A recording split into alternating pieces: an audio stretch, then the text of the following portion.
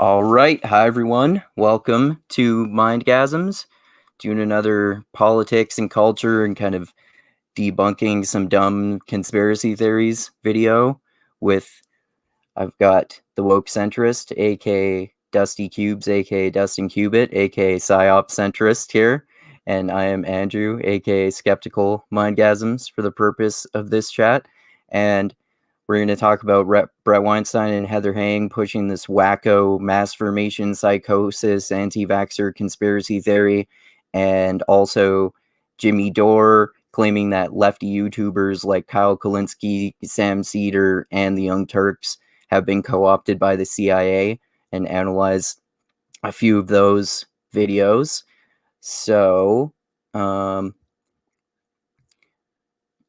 yeah, let's go. I'll start off with screen sharing this tweet that you sent me, Dusty, because it's relevant because this the kind of anti-vaxxer aspect of this conspiracy theory is Bret Weinstein pushing ivermectin or ivergriftin, and Eric Weinstein publicly disagreed with him about that on Twitter because some people watching this might know, I made that video recently talking about how some people have shown that Jordan Peterson promoted this recent ivermectin study, and one of the original authors of it pointed out to him on Twitter that it was actually retracted due to flawed methods, but the misinformation about it got spread widely. So Do you know if Bret spread that same article, or? I heard that he did. I didn't actually look into whether he did or not, but I mean, it wouldn't surprise me. But Okay. I just heard that he was one of those people too. So Okay. here's the tweet. Eric Weinstein, this gives me no pleasure. I'll have more to say at some point, but I really haven't enjoyed the ivermectin conversation. The abuse, being called cowardly for not supporting ivermectin as a cure, etc. The certainty never made sense. Apologies welcome. Effective early treatment with ivermectin among patients. So you were saying before we started this, Dusty, that this was like he was being bullied by Bret Weinstein's fans basically were probably saying, "Oh, you're not a heroic, you're a coward for not standing up against the Decepticon regime." And he was pointing out that this study showed that ivermectin was ineffective, right? Yeah. Ineffective, and in some cases caused harm. Okay. But more studies are coming up, so we'll have to see how these next studies are going to go. And this is so far the biggest study that's ever been done. So the sample size was pretty large, and it was for double-blind, random controlled. So there's a placebo group in this study. Okay.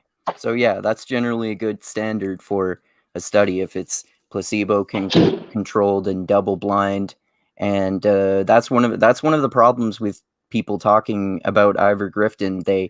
They claim, "Oh, this one study in Israel showed this," but it's not.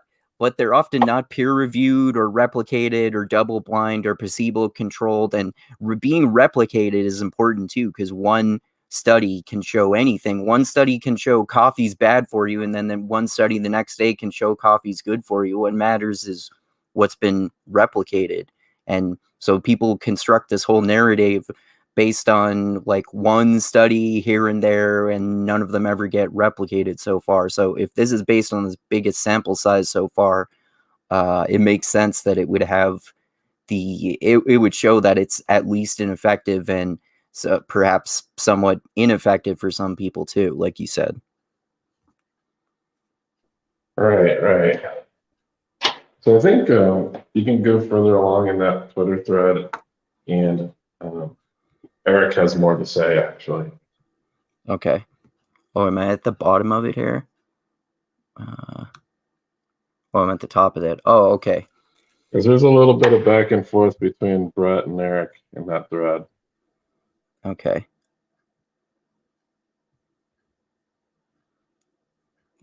Wow, look at all the... I think you just got to click into his replies. and Okay. you'll see what's going on.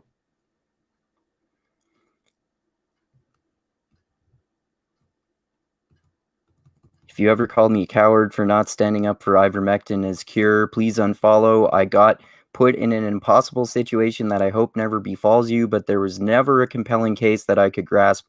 So I said so. I wish you had all been right, alas.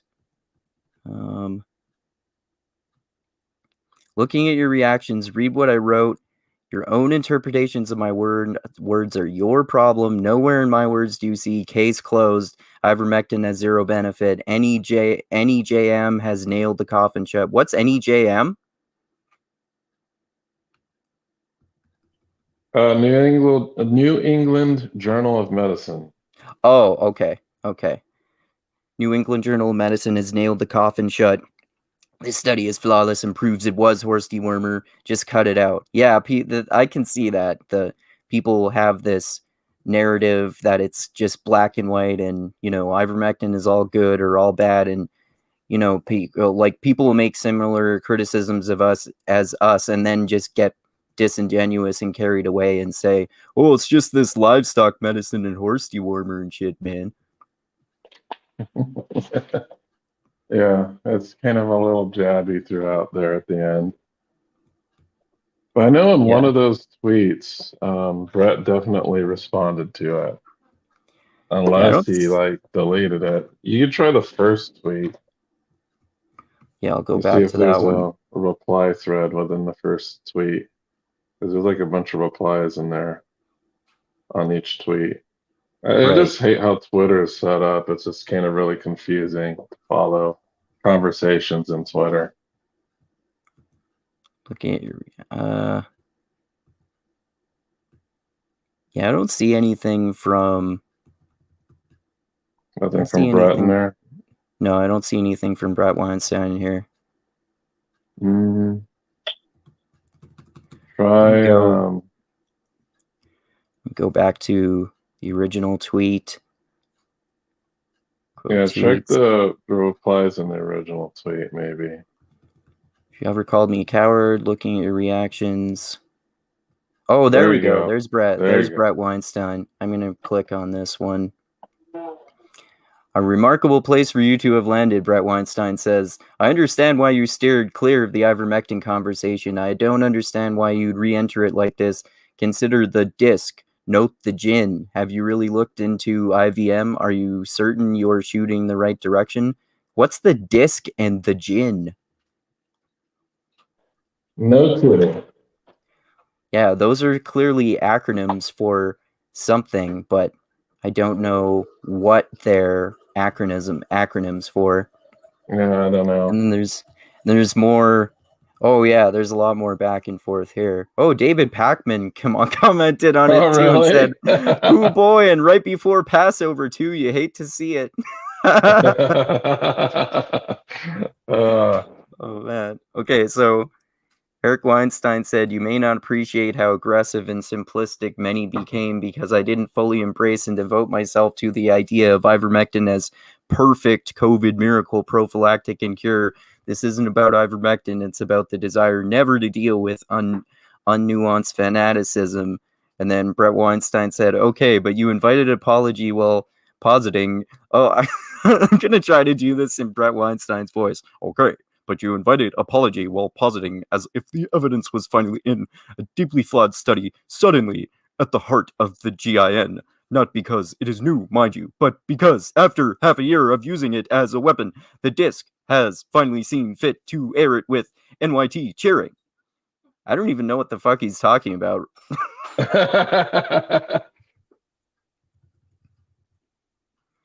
And David Packman said, "Ooh boy, and right before Passover too. You hate to see it." Oh, that's funny. Oh yeah, they go back and forth a hell of a lot. Wow. Yeah, there's definitely back and forth there. Yeah, he's talking about his audience. Eric's talking about Bret Weinstein's audience bullying anyone who doesn't see ivermectin as near perfect anti-COVID cure.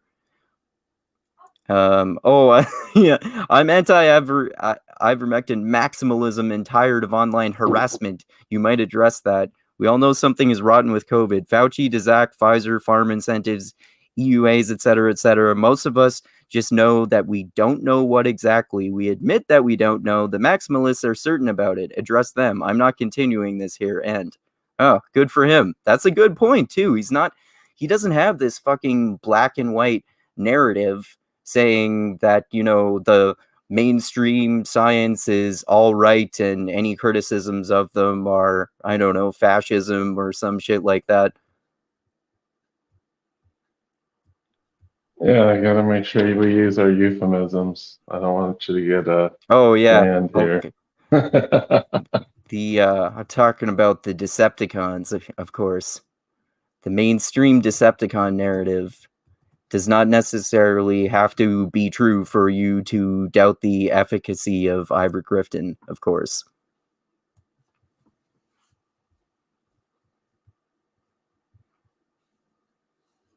You there? Oh yeah, I'm here. All right. Well, yeah, it seems like Bret Weinstein or Eric Weinstein cut it off fairly quick there. So more people replied to him, but Bret Weinstein stopped replying after he kind of edited it there. Mm-hmm. So yeah, well, yeah, good for him. I mean, I'm not a big fan of the so-called IDW or intellectual dark web in general, but I'm not all like pro-vax mandate or anything like that either. Mm-hmm. But good for him to just actually kind of ask for nuance on this point instead of just saying ivermectin is this miracle cure and it's a prophylactic, even though all of these are scientifically debunked claims at this time. And like literally he's been peddling this shit ever since, Dr. Corey has come on, the various podcasts. I think it was on his first. But I don't think he did his due diligence. It's like almost he believed Dr. Corey without any type of research.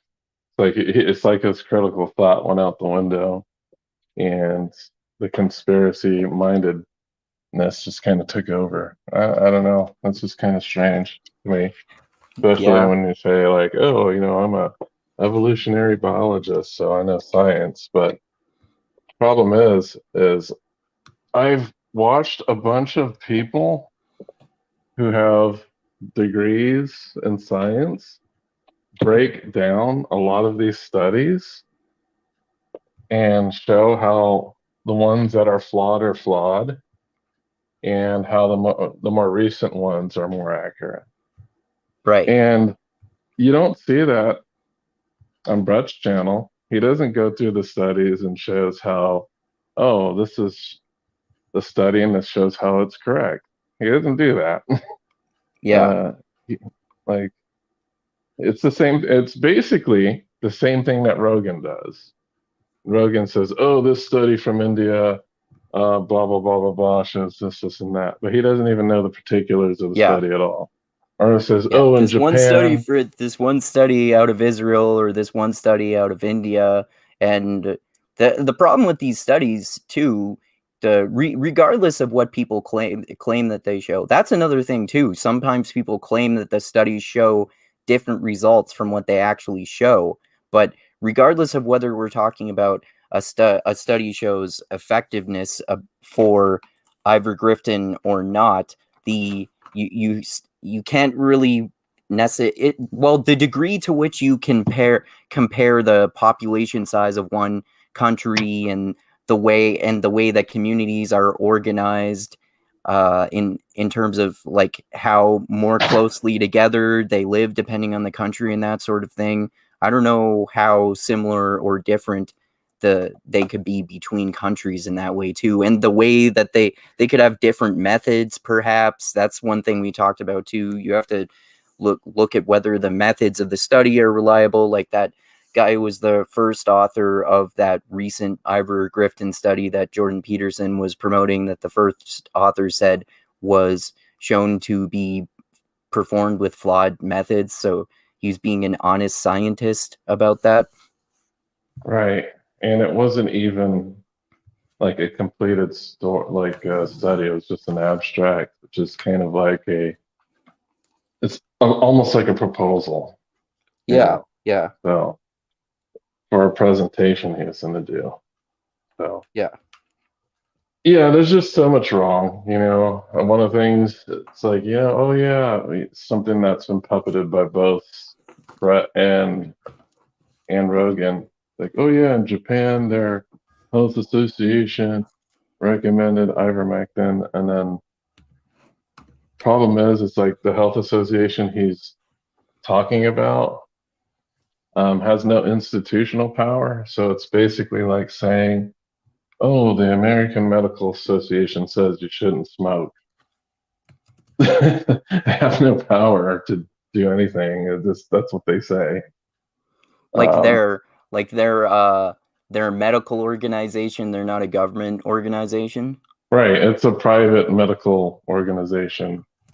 Okay. But so it's not even, they were just suggesting people should take it. So there was no type of mandate or anything pushing people to take that. Okay. So I don't know. It's just crazy. Yeah, it is. All right, let's get into this mass formation psychosis shit that that Bret Weinstein and Heather Haying were talking about yesterday. And as some people watching this know, you used to be a hardcore conspiracy theorist, so that gives you some expertise about the patterns of thinking that people get into with this sort of thing. Right. Okay. So, oh, wait, I'm sharing the wrong video. Let me share this one here.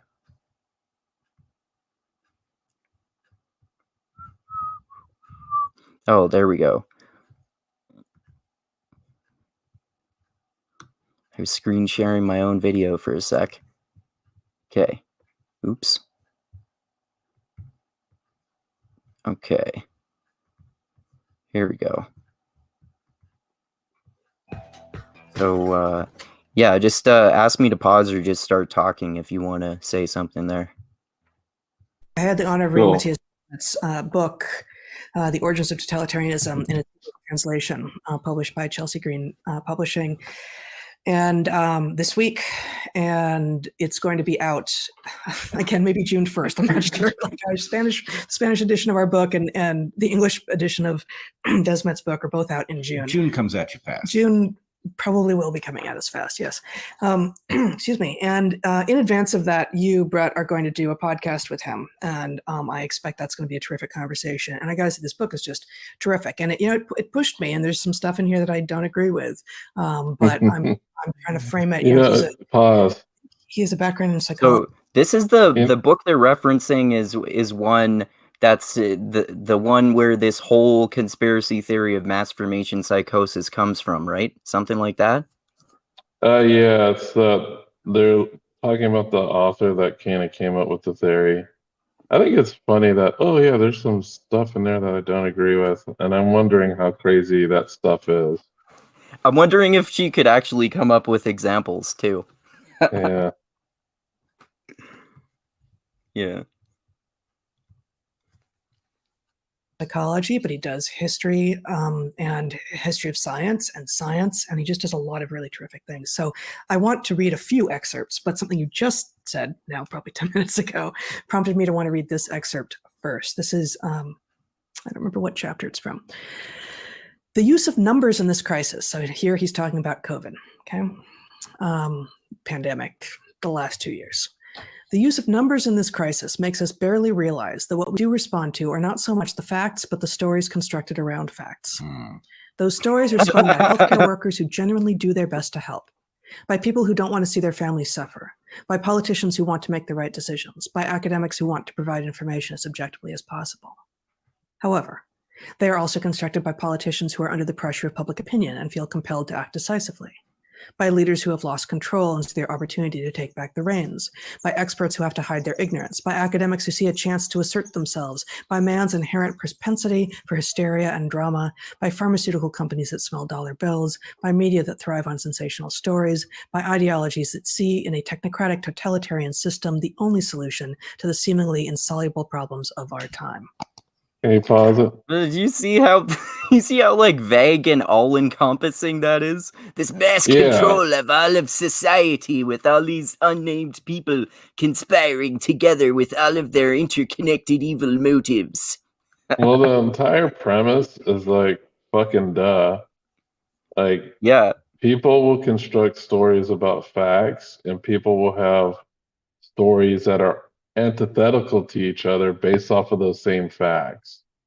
Like, just talk about any debate where anyone brings up statistics and they kind of justify what those statistics mean in their own way. So yeah, this is kind of like people, no duh. like someone like Ben Shapiro does that all the time. You see, 73% of instances of gun control didn't work. And he won't say, according to this one study from 2012. Right.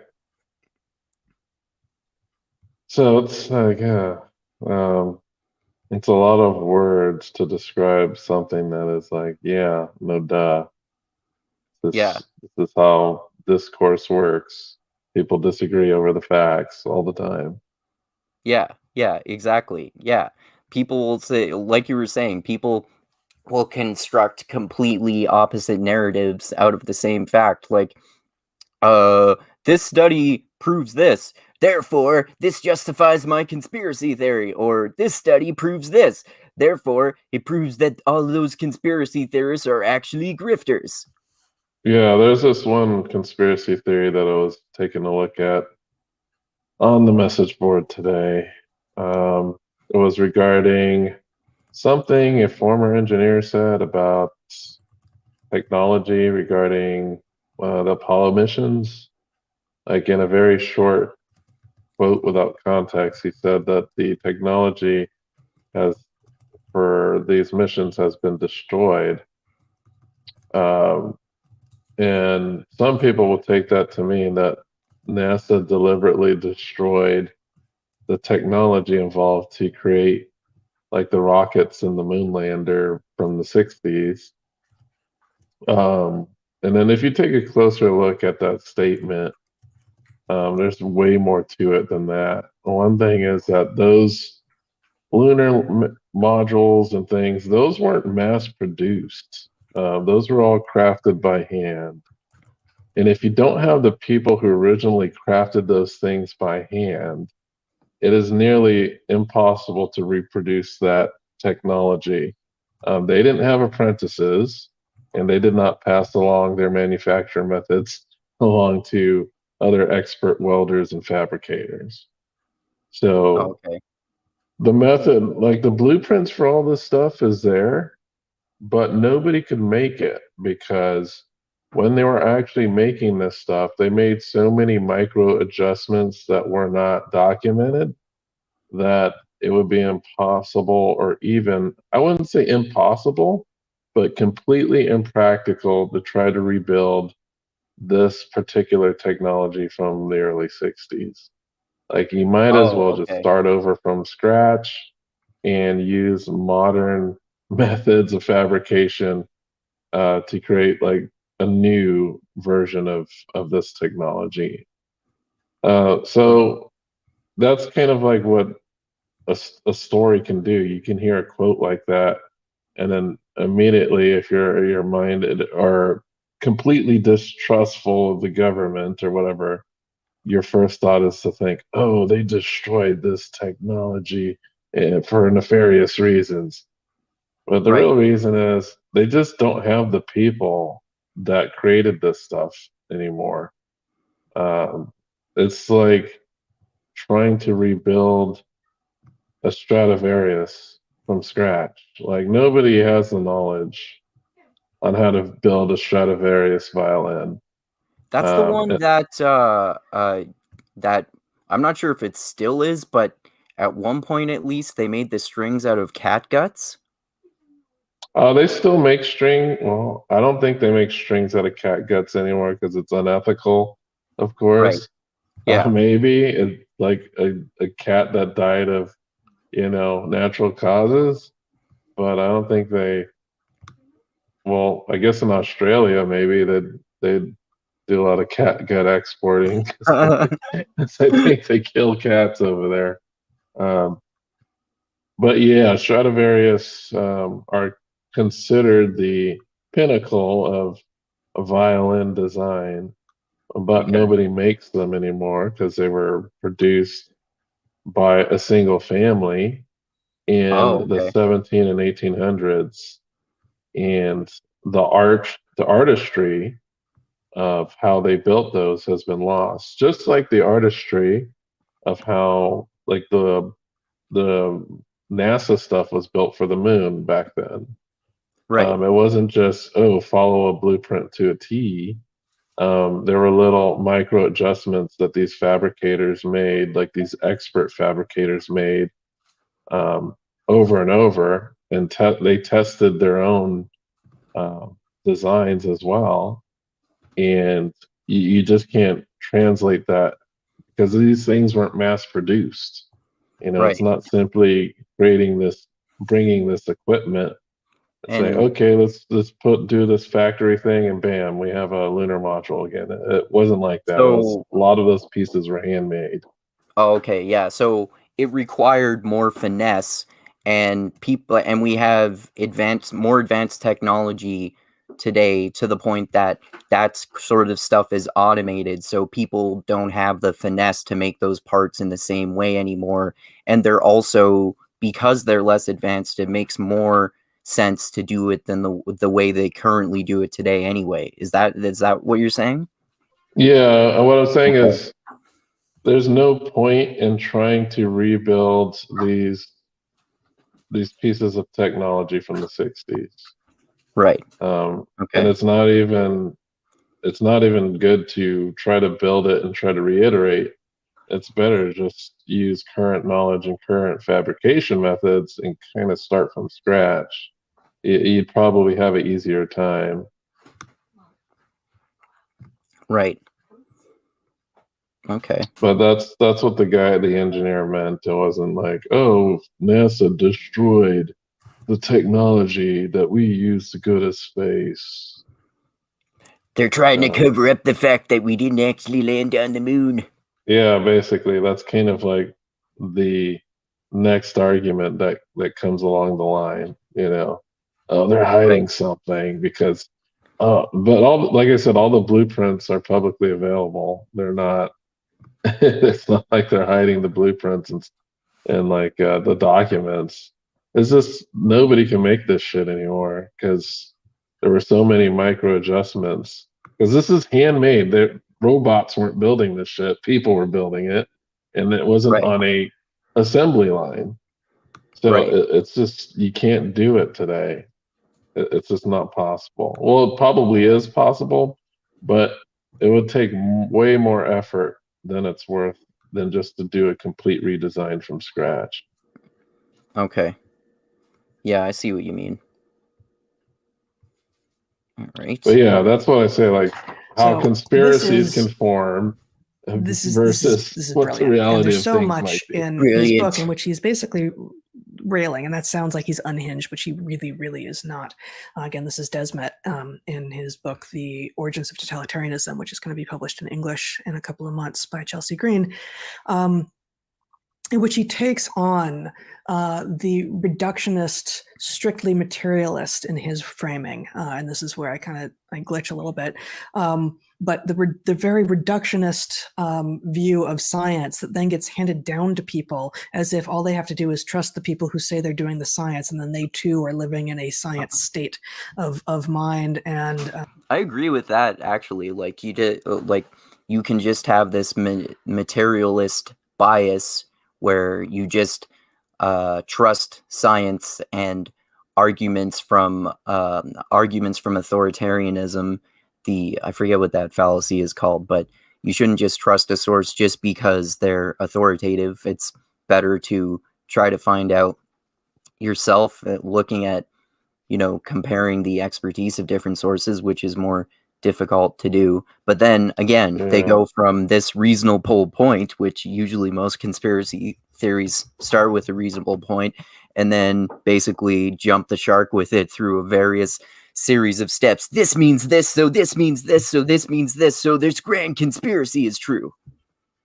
Yeah, well, appeal to authority is often used in conspiracy theories. Like, a lot of it is, oh, let me find this short, out of context clip of somebody saying something really vague that could support whatever conspiracy I might have. Mm-hmm. But yeah, the argument from authority, I think, is that what it's called? Yeah, I think that's what it is.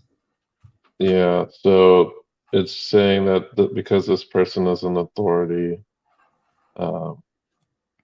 it could. But the thing is that sometimes it could be true. So it really depends. I think how it's used, like how the authority is used, or if But when you do appeal to authority, when you use the wrong authority is when it's a fallacy. Yeah.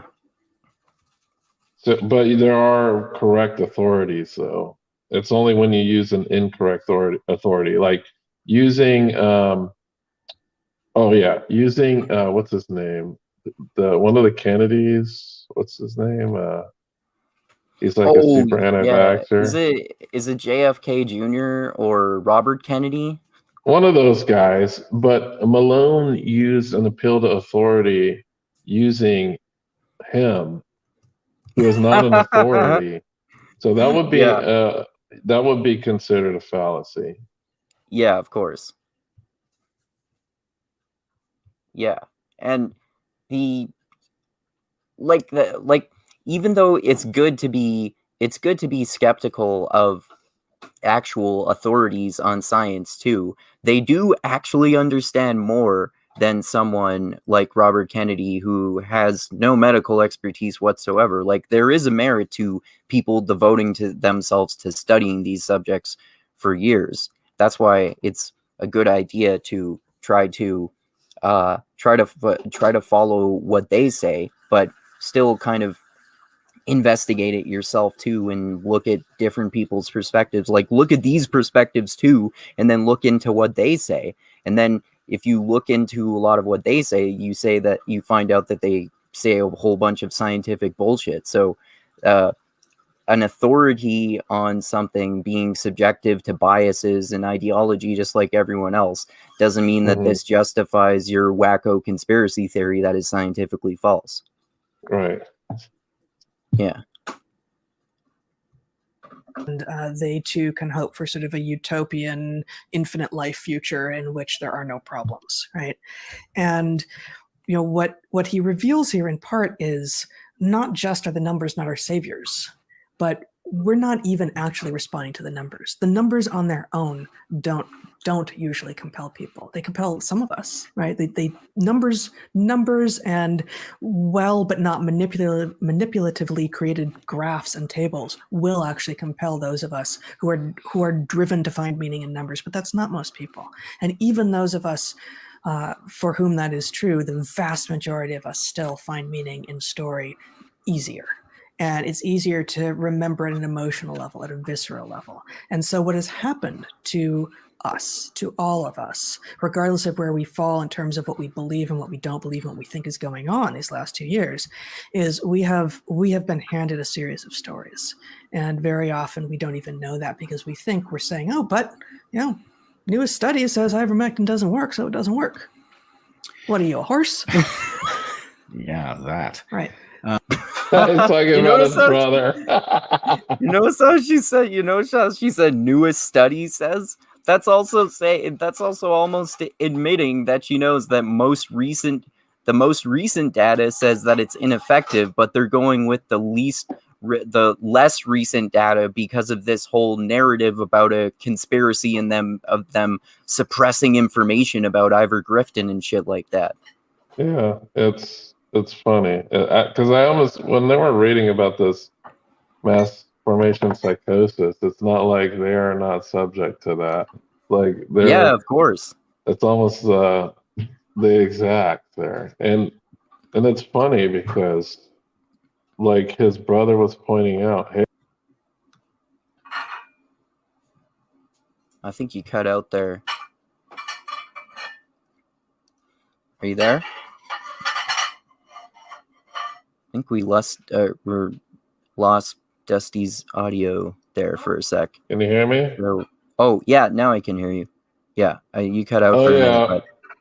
yeah. I was just saying, like what Eric was trying to tell him was like, hey, you've taken this maximalist position on Ivor Grifton, and you're not being really objective about it. Yeah, and you're probably going to just say anything that you can to kind of dismiss this new study. Yeah, which is exactly. kind of what is probably going to go on. Yeah, exactly. And yeah, like that relates to this video because we can see that they're using every possible way to justify constructing their own narrative that goes in the direction they want it to, which is exactly what they're criticizing others for doing. Mm-hmm.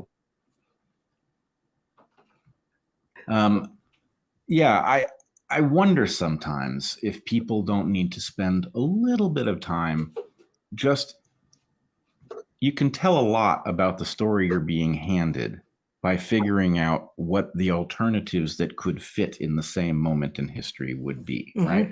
Like, what do people think would have happened if pharma had discovered that there was a vast new market for novel, patentable, profitable products, and it was unnecessary because a drug that had gone out of patent was too effective? What do they think pharma would have said?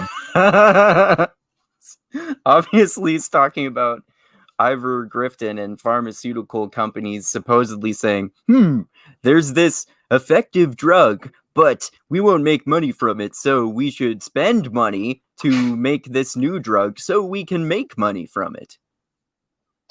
Yeah, I know there's this argument that this new drug that just came out that's a therapeutic, that's not a vaccine. And they're saying, oh, it's just Ivor Grifton with a different name. And there's been a bunch of videos like completely debunking that, showing like the chemical makeup of this new thing, and it's not even similar. Oh, okay.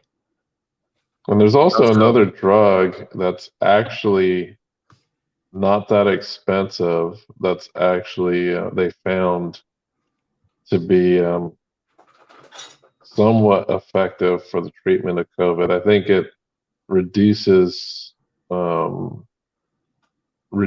like the sick time by 30%, and it's just a thing you take, and it's not expensive, and it's not being suppressed. Neither is monoclonal antibodies. It wasn't suppressed. Like all the stuff they gave Trump wasn't suppressed. So I don't know. He's just kind of talking out of his butt here. I've also heard people criticizing this view, saying that people point out that they're suppressing, that pharmaceutical companies don't want people to take ivermectin for some reason, but the vaccines are free. I mean, supposedly, presumably anyway, the pharmaceutical companies make money from the vaccines either way, but they probably still make more money from Ivor Grifton because that's not covered at all by the government. Yeah, well, I think what they're trying to say is like, oh, the government is paying the pharmaceutical companies. Like, it's not really free. The government has to pay for it. Yeah. But well, I think he's trying to say that, oh, ivermectin is cheap, and they're going to try to suppress this treatment because they can't sell it for a profit, which is dumb because ivermectin is currently being sold for a profit. Like, all you have to do in order to sell something for a profit is to produce it cheaper than you sell it for. Yeah. That's it. Yeah, exactly. Yeah. And I don't know how much money these pharmaceutical companies spent on the R&D of this stuff. So I really don't know how much they are profiting or not. It's I not bet really easy to say. I bet people like Bret Weinstein have increased their profits from ivermectin, which is kind of Probably. ironic. Yeah, and I don't know. Probably. I don't know. Well, But they've I don't encouraged think more it's people to take it. yeah. Well, he said he's like he's not vaccinated. Yeah, he took the ivermectin instead, right? Yeah, he's saying that he's using his anecdotal data to say that, oh, look, I'm taking it and I haven't caught it yet. Right. Okay. Good for you, man.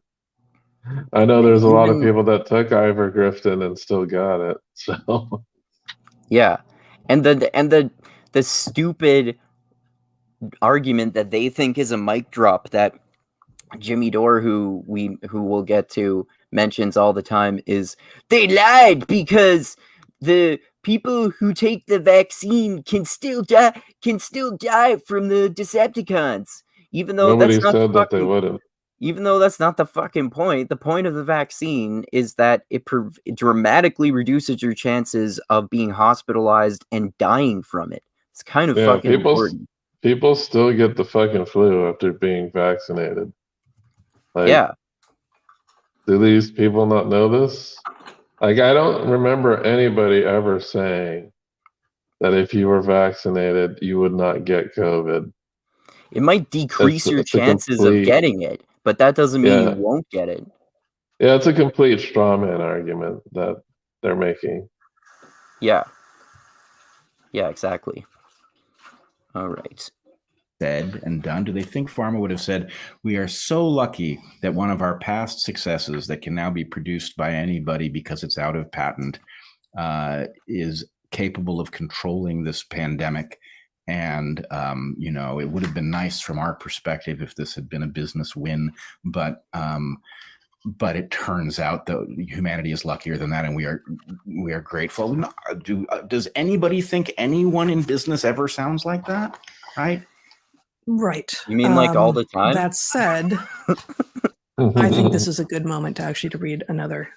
Wait, I want to take back one thing I said. I think a few people in business do sound like that, but the idea that an entire industry would have reacted that way, I think, is preposterous. Pause. Anyway, go ahead. Okay. So let me actually just kind of introduce. Do these two think that they're not in business for themselves right now? Apparently, they're just being noble truth tellers, man. So they're not making any profit about what they're saying. I think they're making a really massive profit. Like, how do they make a living? I believe they're self-employed. Do they work for somebody? Like, I think what they they're probably doing pretty much make money as YouTubers. Yeah, so basically they're acting like they don't understand what it's like to run a business. Yeah, even though that's what they're doing. Yeah. Produce the book. So Matthias Desmet, as many people listening will recognize his name, has publicized the idea of mass formation, also known as mass formation psychosis. The English, you can show my screen here, Zach, for a minute. The English version of his book, the English translation of his book, is being published by Chelsea Green, which is just an extraordinary publishing company. It's one that I had already been familiar with, but you go through and you find, Extraordinary. books about orchards and farming and COVID-19 and pipelines and, cob houses and, all sorts of things. It's just so lovely. And I'm not going to do that now. Thanks, Chelsea Green. But okay, I can take my screen back here. And I mean, I actually first came to be, I think, fully aware of Chelsea Green at the point that we were reading Derek Jensen's books back, mid-aughts probably, before we knew him, as we are lucky to know him now. So he is a radical environmentalist and an extraordinary educator as well. So this book. In this book, Matthias Desmet lays out just a remarkable history. And I could have written up an entire description of what it is that he's doing here, but I think we'll just do some excerpts here, and then you'll have a conversation with him in several weeks. And then I will encourage everyone to read the book, and I'll put the link to the pre-order in the show notes as well. But he talks about Hannah Arendt in the 40s, I think, I've forgotten now, talking about, of course, the origins of totalitarianism and talking about mass formation, and also a French philosopher named Le Bon in 1895, I believe, talking about this phenomenon. So this is neither new with Desmet nor new right now, nor. So, see, this theory is all intellectual and intelligent because this French philosopher from the 1890s was talking about it. Yeah, I don't even know what it is because it just sounds extremely generic. Yeah. Like, are we talking about cult leaders, like riling people up? Are we talking about QAnon? Like, is that mass formation, like psychosis? People Like, in the what are we talking about here? People in the 1890s still had like wacko theories too. That did still happen. I don't know I don't know anything about this person they're mentioning, to be fair though. But I mean, even if they made reasonable arguments back then, those arguments are not reasonable now. Well, I think the whole shtick here in supporting this particular thing is a defense to people supporting the vaccine. People supporting masking, and basically that's what it is. Like this is what it is. It's their whole defense for going against that. And they're saying, "Oh, these people." I don't know what the premise or the conclusion of what they're trying to say is, but that's what it sounds like. They're talking about this purely as a defense mechanism about criticism about what they're saying. Yeah, exactly.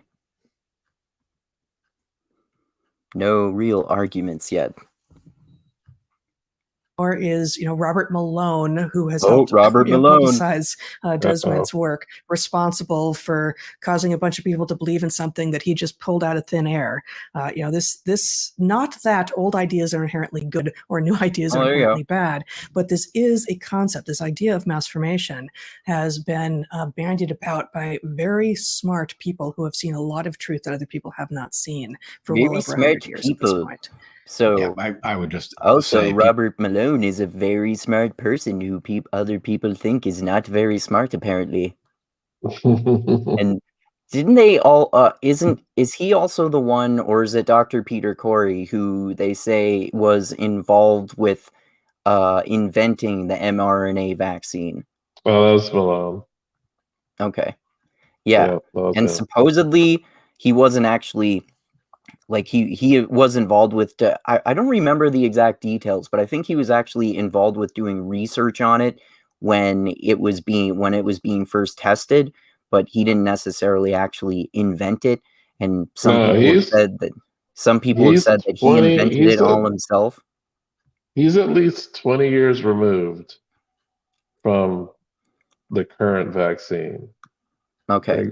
Like whatever's happening now in that space, he's kind of behind the times. Okay.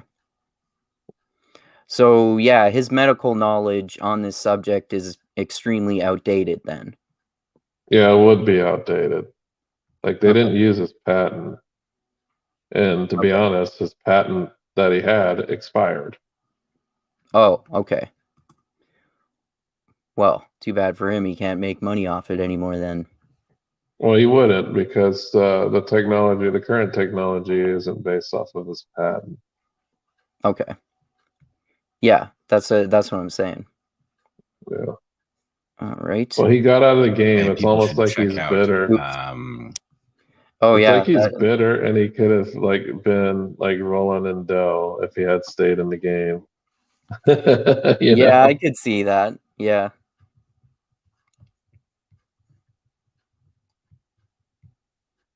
Chris Martinson's chat with him. They have a podcast. With Desmond? Yes. Oh, I did not know Excellent. that. That's terrific. I'll bet it is. Okay, so chapter 7, the leaders of the masses. This is 2 pages. The chapter's longer than that. The excerpt I'm going to read is the beginning of chapter 7, which is 2 pages. In the previous chapter, I described again, this is from Desmet's The Origins of Totalitarianism. In the previous chapter, I described the phenomenon of mass formation, the psychological basis of totalitarianism, as a form of hypnosis. However, there is an important difference between mass formation and classical hypnosis. In classical hypnosis, only the field of consciousness of the hypnotized person is narrowed. The person who conveys the hypnotizing story, the hypnotist, is awake. In mass formation, to the contrary, the person who conveys the story is usually in the grip of the story as well. In fact, this person's field of attention is usually even more narrow than that of the masses. The reason is clear. The leader usually fanatically believes in the ideological basis of the narrative, not in the narrative itself that controls the masses. So this is, I'm just stepping aside from the quote for a moment. This is a really critical distinction. He's not saying that the leader who is effectively hypnotizing masses in mass formation believes the narrative, but he believes that the reason he's doing it is so honorable because he believes in an ideology that it's for everyone's good. It's for the best. It's what needs to happen in order to attain the goal that he or she fervently believes. It's a noble psyop. It is a noble psyop. Back to Desmond's words. So they're accusing people who are peddling the vaccine as like, I don't get it. Are they saying that they're trying to push it as a greater good and they think that the vaccine doesn't work? Like, I don't get it. They think it's a noble psyop. So yeah, I guess they think that means that, it seems like they're implying that means that the people pushing the vaccine don't actually believe in its effectiveness because the effectiveness of ivermectin has been suppressed in favor of the vaccine that is more harmful than people say it is and all that kind of shit. That's the way it seems to me anyway. Oh, with what proof? Like they're kind of assuming what these people's motives. That's kind of what exactly. They're mind reading. That's the thing that conspiracy theorists do a lot. They assume this is what their motives are. This is why they're doing it, man. Yeah, and I bet there are reasons like, oh, they must be like pharmaceutical shills, you know, or something like that. Yeah, they haven't yet claimed, like Jimmy Dore, that people promoting it are CIA. Although he's just claimed that about lefty YouTubers in general. Yeah. With respect to the leaders, mass formation gives rise to 2 opposing attitudes. Either one trusts the leaders blindly and disappears into the mass, or one completely distrusts them, and sees them as people who knowingly carry out an evil plan, i.e. conspirators. In a certain sense, both extreme perspectives are based on a similar misunderstanding. They fallaciously endow the leaders with a virtually absolute knowledge and power. The first group does so in a positive sense, the second group in a negative sense. Other misconceptions are that the leaders are primarily driven by money, i.e. follow the money and cui bono, or sadistic pleasure, i.e. they have a psychopathic or perverted personality. Such statements are not really confirmed by historical research either. To give one example, the head of the Nazi Party had a reluctant attitude toward illicit profits, and personalities with tendencies towards perversion and psychopathy were systematically excluded from recruitment.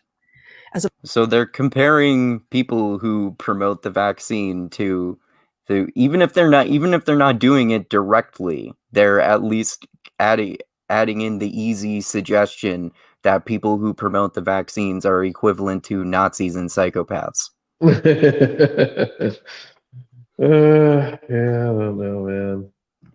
Like this, I don't know why they're choosing to go down this path.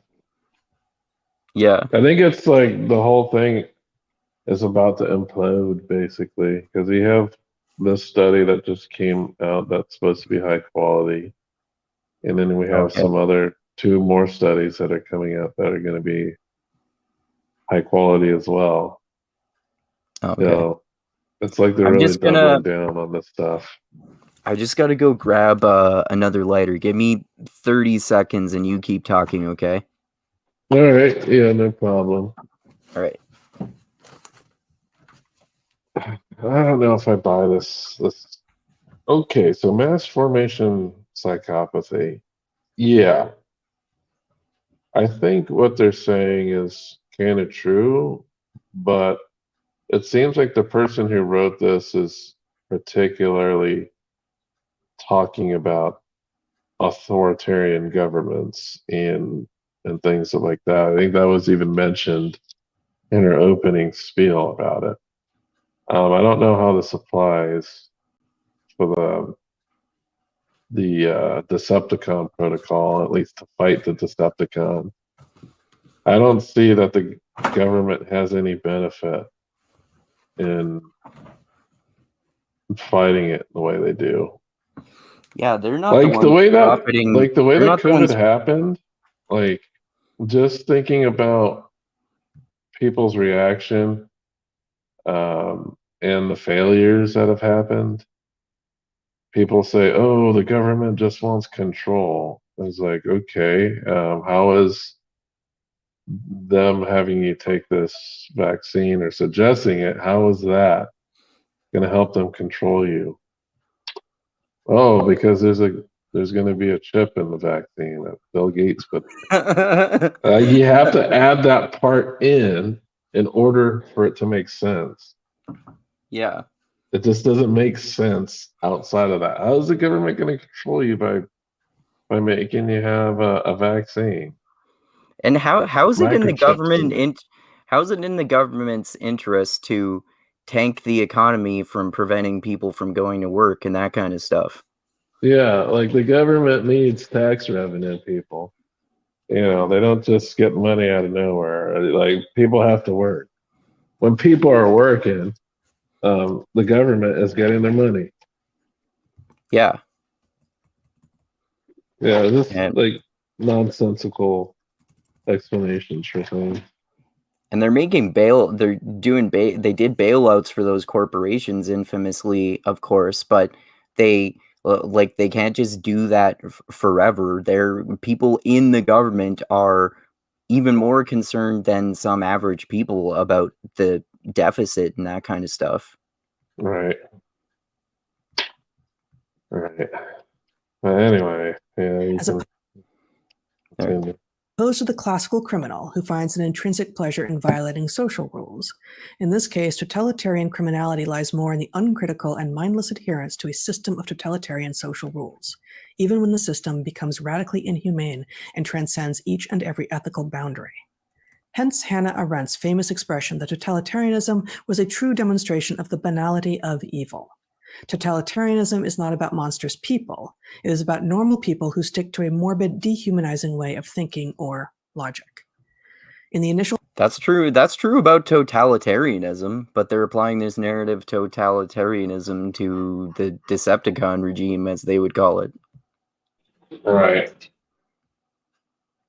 Phase of the totalitarianization process, such a logic first takes hold of the population.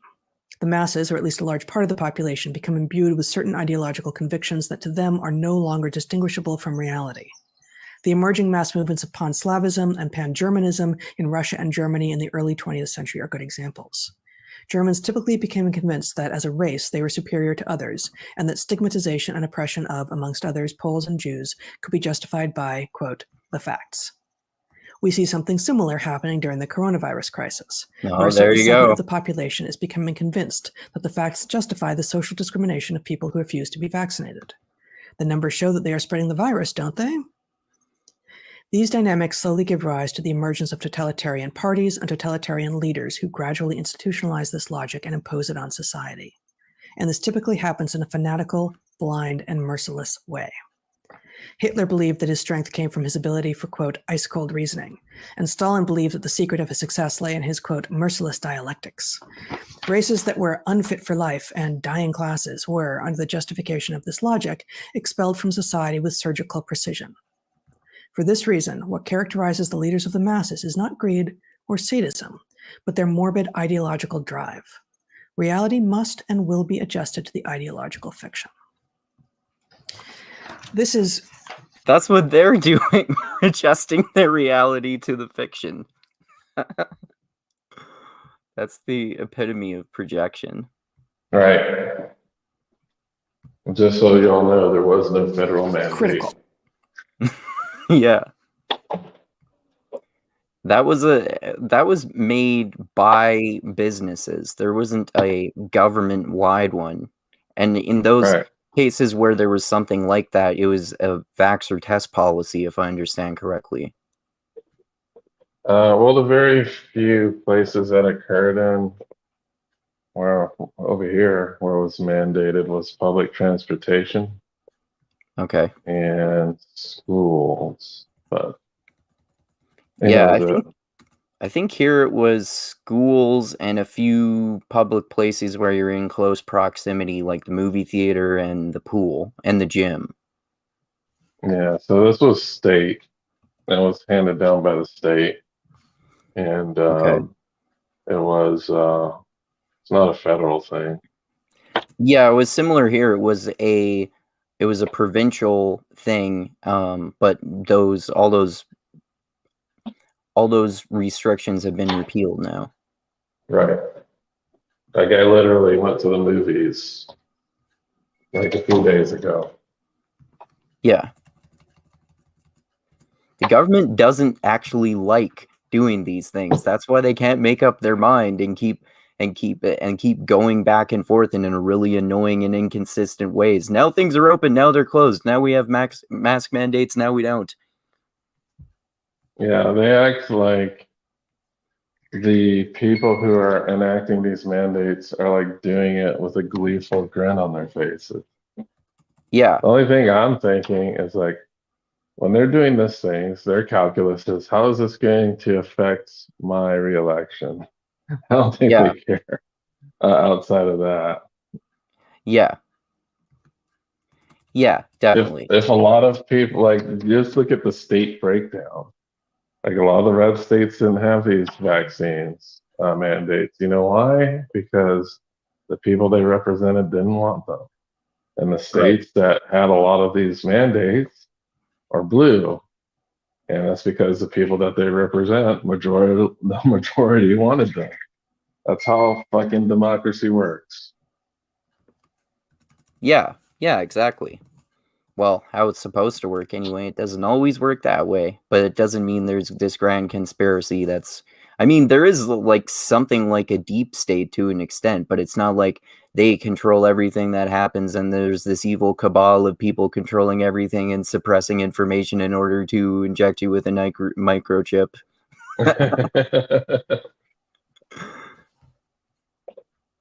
Yeah, I think the deep state's another thing entirely.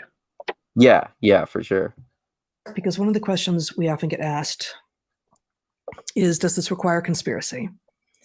Does what we are seeing around us require conspiracy? And one of the things that we get accused of course, is being conspiracy theorists. And of course, that word is just weaponized, and that phrase is just weaponized and meaningless at this point. And from its origin. From what? From its origin. What does that mean? The phrase conspiracy theory emerges, and this was debated by various people, but Of it course. emerges in It's a debated. document in which I believe it is the CIA argues in favor of using this to effectively stigmatize people who were not satisfied with the Warren Commission's explanation of what happened to John F. Kennedy. And so the idea that this was a way to get rid of an entire kind of inquiry is from the outset. Yeah.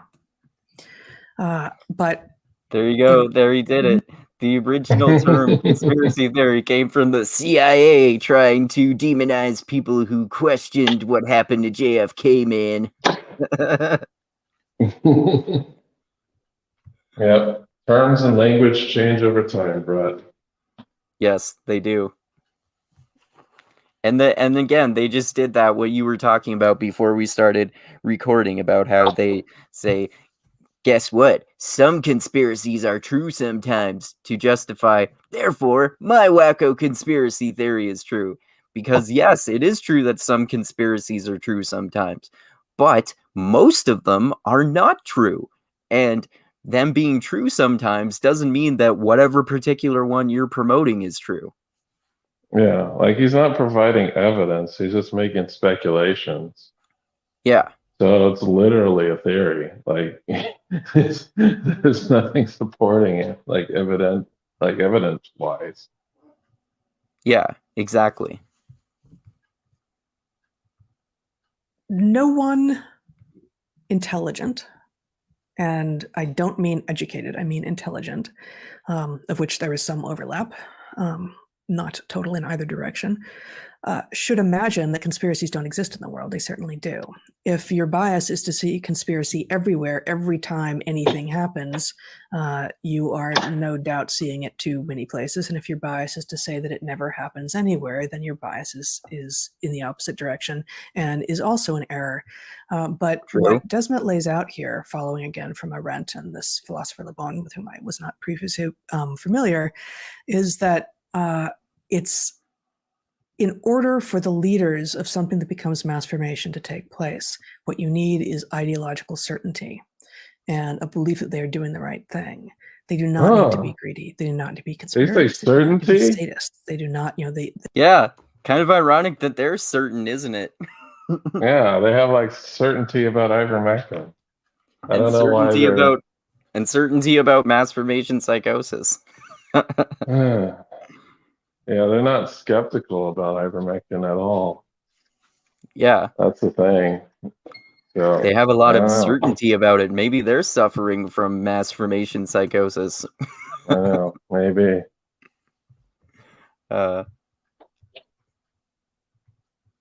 They actually don't need to be driven by any of the other things, many of which, presumably, many of them are also driven by. But it's not necessary. So, there's obviously a lot that one could extrapolate from here too. And one thing that I think is important is the way in which something that was suffused through all of the functional apparatus of Western civilization, everything from from the Democratic Party to the major newspapers, to the regulatory apparatus, to Twitter, right? Mm-hmm. They are all suffused with something in advance of the totalitarian impulse, right? And so I and others have talked about William Binney describing the turnkey totalitarian state. The idea that totalitarianism is built around you, but it's not turned on at first. Mm-hmm. And so it's a very much more frightening thing because you don't see it. It doesn't look like totalitarianism until somebody flicks the switch on it. But there's a way in which this organically happens too. Right? If the idea is that everybody through all of the control architecture of Western civilization went through college somewhere, right? And as they went through college somewhere, they were fed something that was very simple. That's where now they're getting into it, because this former CIA guy kind of talk to us about this thing, so that confirms our conspiracy theory, and colleges have become ideology factories where they sell you propaganda about Ivor Grifton, apparently. I don't buy it. Yeah, me neither. Like I never had a woke class when I went to college. I know you did. I Yeah. didn't. I had one. It was one out of 4 or 5 classes I was taking. It was definitely woke, but it definitely did not Oh, did it turn you represent the woke? entire. Did that Yeah, it made me class super woke, indoctrinate man. you? No, because I actually read some of these authors that my teacher was capitalizing on and misinterpreting, and was saying, like, I don't think Foucault talked about gender pronouns of children at all at any point. Did your professor try to talk about Foucault? She did that thing that Jordan Peterson does, which is why this is a problem coming from 2 different directions, like stupid activists who haven't read, or well, at least haven't understood Foucault or Derrida either, and people like Jordan Peterson who promote bullshit that they never would have promoted, like attaching Foucault to the importance of always talking about racial oppression and shit like that, whereas that wasn't really his point, and saying that people of different genders and sexualities and stuff, his point was that the creation of new categories was a problem and a flaw with the Enlightenment, because the institutions of science and religion created the category of homosexual and transsexual and bisexual and all that kind of stuff in order to put people in their own separate boxes to divide people from each other. So he saw a problem with this sort of thing instead of promoting this having like 100 new gender pronouns. Right.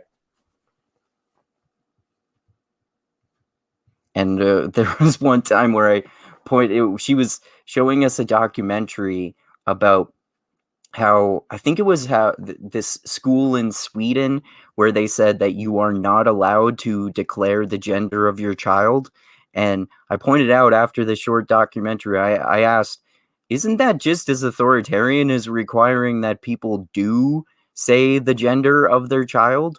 Wouldn't it be better to just not require it one way or the other?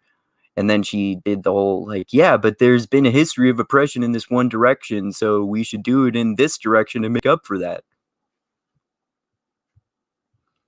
So she's saying we need to oppress in this way in order to make up for prior oppression? Yeah, we need to oppress in the opposite direction in order to make up for the history of prior oppression in the other direction.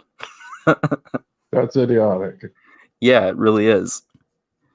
But the point is that some of these people are dumb, but you can, if you're smart and you want to promote this enlightenment thing about challenging ideas and that sort of thing, you can do that, the sort of thing that Bret Weinstein and Heather Heying promote. And because these ideas are dumb, at least it seems like the majority of people at universities are not ideologically captured by them.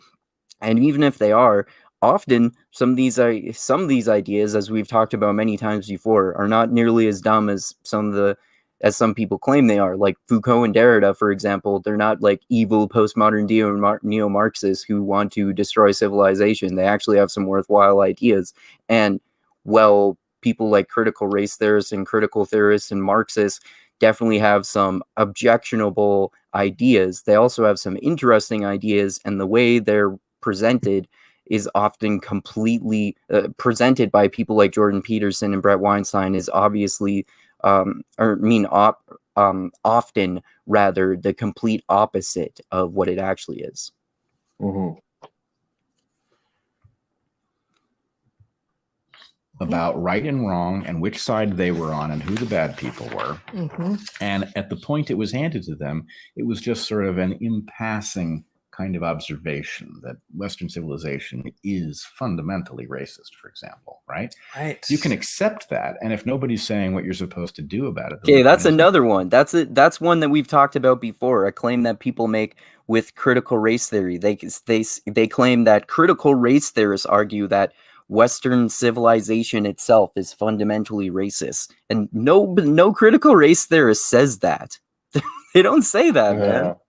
Yeah, they're not even talking about Western civilization. They basically say that racism is permanent. Yeah. Like from, as we've talked about before, and they mean it in that way, permanent in kind of a sociological sense, in the way that people discriminate based on people's appearances, because that's unavoidable. Right. It's a permanence in society that you just can't have to deal with. Yeah. It doesn't mean that, people are going to be wanting to do lynchings forever or something. Yeah, it also doesn't mean you should give up if you're like an activist or something. Yeah, yeah, of course. It doesn't mean like racism doesn't exist either, obviously. Right.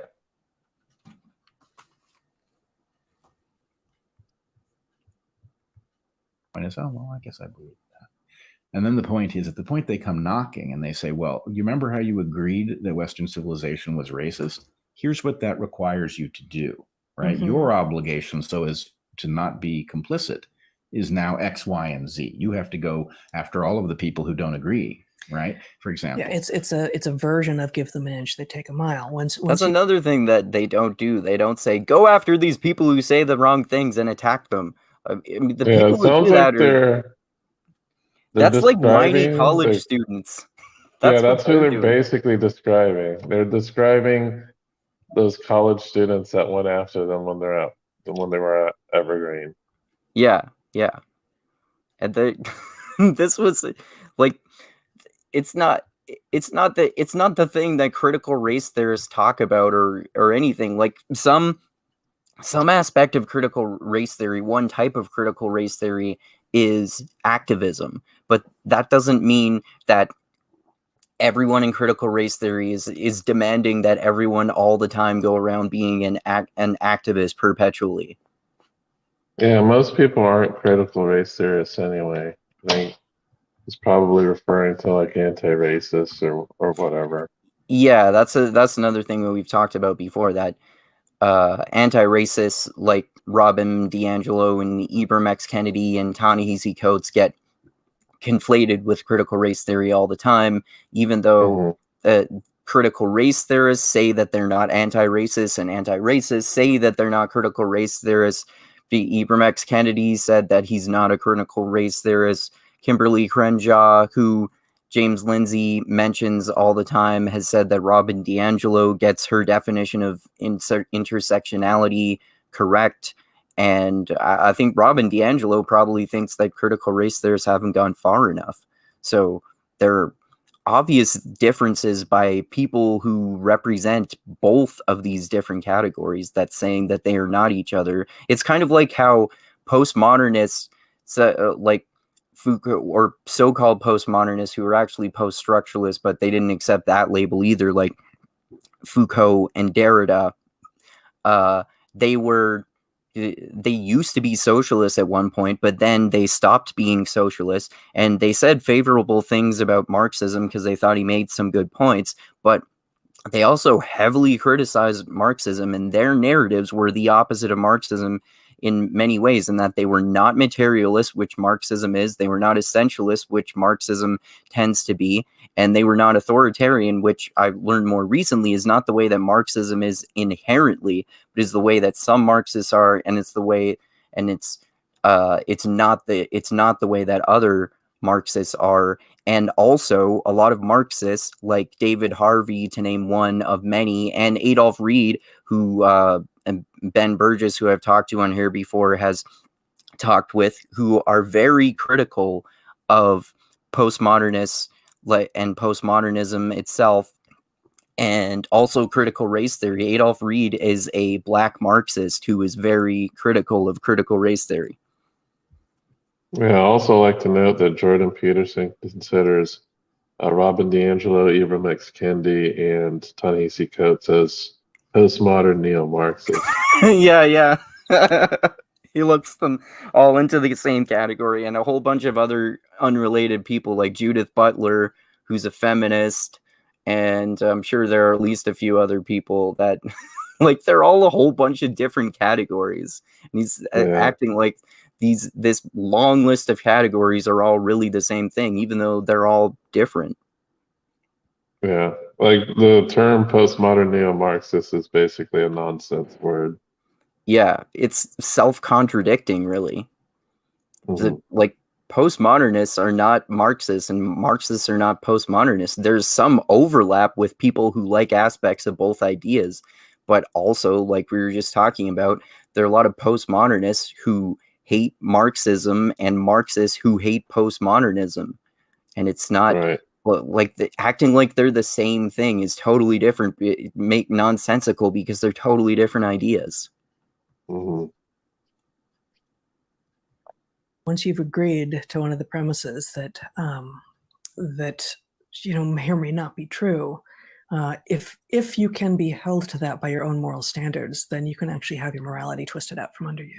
Right. You have to have some sort of an active process so that you're either the kind of skeptical person who, when they hear Western civilization is racist, their question is, what do you mean by that exactly? Right. Also, who claims that? Or you've got to be the kind of person who, when they come knocking and they say, remember how you agreed that Western civilization was racist? Well, now here's what you're required to do about it. The answer is, in what way does this follow? And can we go back to your original assertion? Because I was always a bit in doubt about what you meant. Do you mean He phrases there has been things is racism so throughout, funny. that there have been lots of barriers placed in people's way? I agree. Do I agree that that's the fundamental nature of what Western civilization is about, that that's its sine qua non? Right. No, I don't agree. Right. And, it's very hard to be either one of those. Right. It's Yes. a lot of energy to be resisting when it seems like nothing's at stake. Well, so I mean, I could read excerpts all day, and I'll only do a couple of more. But one of the things I'm reminded of from what could have been a 3-page excerpt, but I won't do it, is, he says, Desmet argues, as we have, as many others have, that there's basically sort of 3 groups of people, and I mean, I remember you describing this before Evergreen blew up. In fact, as 4 groups. Okay, go. Oh, of course, they're going to do this thing that conspiracy theorists do and say there are 3 types of people, okay? As opposed to what reality actually is like, in that their people are a mixture of a lot of different ways and act in different ways depending on the circumstances. And there are a lot of factors that go into human behavior, including their upbringing or culture, and in like even biology, and all sorts of other aspects and sociological factors and all sorts of other different types of factors that have to do with what makes someone the way they are. It's massively oversimplified to say that there are only 3 types of people. Right. Okay, Well, he go said for it. 4, So though. describe those groups, and then I'll fit that in. What'd you say? So he said there's 4, though, right? Oh, I thought he said 3. Okay. Yeah, he said there's 4. So what I put on the board 2 days before 50 students I'd never met showed up at my classroom accusing me of racism. So there were 4 groups. There were Can't let a small that go number ever. of people who will instigate a witch hunt. There's a large number of people who will go along with them. There's an even larger group of people who will say nothing. And then there's a tiny group of people who will stand up and say witches don't exist, and those are your witches. Excellent. So he just hasn't named the Great leaders. minority are the Here, witches. We've identified 3 groups that form when a mass arises: the masses themselves, who truly go along with the story and are hypnotized. He estimates about 30%. A group that is not hypnotized but chooses to not go against the grain, usually about 40 to 60%, he estimates. This again, Desmet. And a group that is not hypnotized and actively resists the masses. Where's he coming up with these percentages? It kind of sounds like he's pulling these numbers out of his ass. So what they're saying is the only way someone will go along with something is if they're hypnotized. Apparently, even though they Like- previously said that it's natural. Like they don't observe whatever's being said, like the data, and just kind of look at that. They just, is that part of the hypnosis? I don't know. It's Apparently. weird. I mean, if that's the case, again, they're being hypocritical and projecting for doing the exact same thing about Ivor I Griffin. think what they're saying is way too simple. It's too It's not complex enough to describe how people in societies react. It is just way too simplistic. I'm sorry. Yeah, definitely. Like social science is one of the most complicated sciences that we have, which is why we get social science so wrong. Yeah, You can't just break this up. Oh, there's 3 groups. It's like, no. yeah. This is dumb. Is this person that wrote this book a social scientist? That's a good question. I don't remember what they said the author's name was, but we should Yeah. check that. Is ranging from 10 to 30%. Okay, that's us, right? Probably the people who are listening. Hopefully, there are some in that middle group. I think there's very few in the first group who are listening here. Although I would hope so. He then proceeds, and I won't read the Most whole thing of you watching are the part of that brave minority. here, to describe what it is that if you are in that third group, the group that is not hypnotized and is actively resisting the masses, what you should be doing and why, what the value is in it. But the key of it, the central nugget is the first and foremost guideline for members of this third group is that they should let their voices be heard and in as sincere a way as possible, so as not to let the resonance of the dominant hypnotic voice become absolute. Do it whatever way you Dominant can. hypnotic Do it in the voice. grocery store. Do it on screens. Do it with your family. Just do not simply be quiet and assume that this will pass. Kind of sounds like they're encouraging activism, even though they're being critical about activism, eh? Yeah, if we're talking about the whole Decepticon regime, I think it's dumb to posit that there was any mass whatever psychosis going on, considering how there was no cohesive single narrative. It was all fucking over the place. Trump was saying this shit and Fauci was saying some opposite shit. Like, come on. They're acting like there was like this single narrative. You turn on Fox News, you hear the exact opposite of what they're saying on MSNBC. Well, and then also, like, of course, there's this whole all this chaos about Joe Rogan promoting the Ivor Grifton narrative, and then all of mainstream media basically, well, not all of mainstream media, I guess Fox, because this has been so politicized, has been like they basically painted him as a hero and he's flawless, and then the rest of the mainstream media like CNN and MSNBC and all that were basically going in the complete opposite direction and saying he's taking horse dewormer, he's taking livestock medicine. Yeah, there was no single cohesive narrative, and those people resisting it. Like, yeah, I don't know. That's not the case at all. Yeah, exactly. Because that will be how they win. That will be how the dominant hypnotic mass voice becomes the only voice that anyone can hear. And so then that first group grows in size and it's pulling from the second group, but the second group may be growing in size too, maybe pulling even from those who are currently not hypnotized. We're hypnotized, man. In his book, how extensively does he go into a connection with Rene Girard? Does he? I don't think at all. It's not there. Interesting.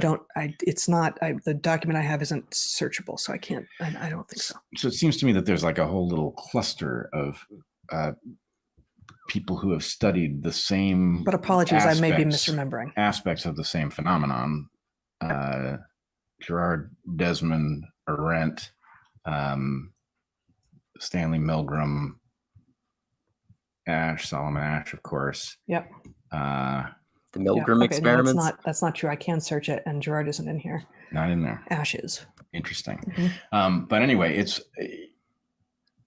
the number of places where you have some version of, the people are hypnotized by something. What is it? Yeah. Right? Is it the lab coat of the experimenter in Stanley Milgram's case Mhm. that causes people to reflexively go into a subordinate phase in which they'll shock somebody to death because a scientist told them to. Is it anonymous peers in the case of Ash? Right. Is it a Mhm. need to scapegoat in order to find cohesion in society in Gerard's case? Sorry, not anonymous, stranger peers. Not Yeah. anonymous, but yeah.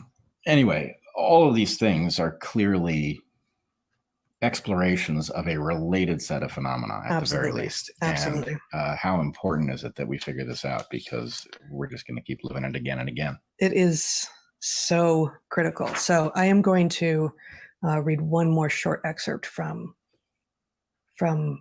Desmet and then 2 sentences. But here we go.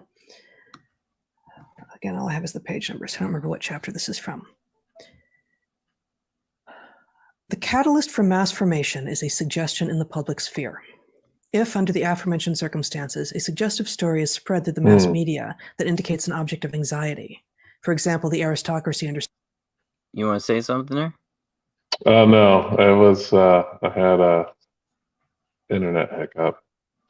Okay. Stalinism, the Jews under Nazism, the virus, and later the anti-vaxxers during the coronavirus crisis. And at the same time offers a strategy to deal with that object of anxiety, there is a real chance that all the free-flowing anxiety will attach itself to that object, and there will be broad social support for the implementation of the strategy to control that object of anxiety. This process yields a psychological game.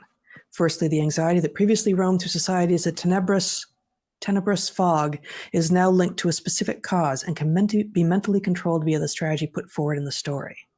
Secondly, through a common struggle with the enemy, the disintegrating society regains its coherence, energy, and rudimentary meaning. For this reason, the fight against the object of anxiety then becomes a mission laden with pathos and group heroism.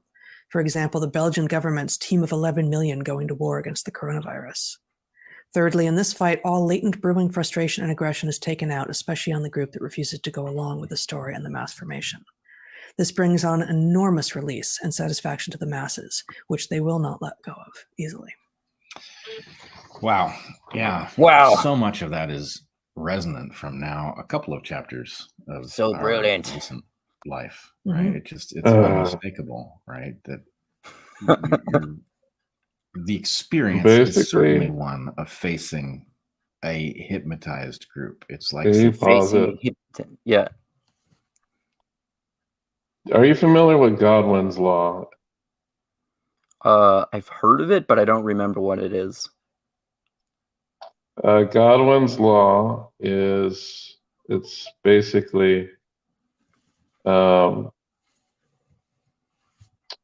basically the longer a discussion goes on, the probability of comparison to Nazis increases. Oh, okay.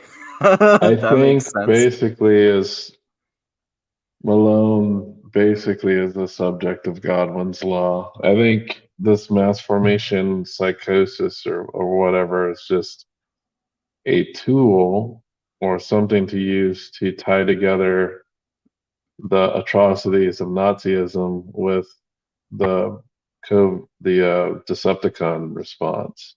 Yeah, exactly. Yeah, it definitely seems that way. That's it. That's basically it. Trying to win an argument by invoking Nazis. Yeah, exactly. Nazis did this. Here are some similarities. Therefore, these people are basically Nazis, bro. Right. And simultaneously, I'm the enemy. Right. What happened? And many in our audience will have experienced this in at least some ways in these last 2 years. At this point, whether or not brave, noble people, wherever they think the virus came from, whatever they think of the vaccines, whatever they think of early treatment, if you're spending any time listening to us, you probably don't simply accept everything that comes out of the CDC's and NIH's mouthpieces' mouths, right? And so you probably occasionally say something that causes people to go, "What now?" And it's like there's a laser focus on the person who dissents, as a place to focus the anxiety. Like, I now see it. I now see that you're the enemy, and now that I have an enemy, I know what I can do. All I have to do is get rid of the enemy. Right.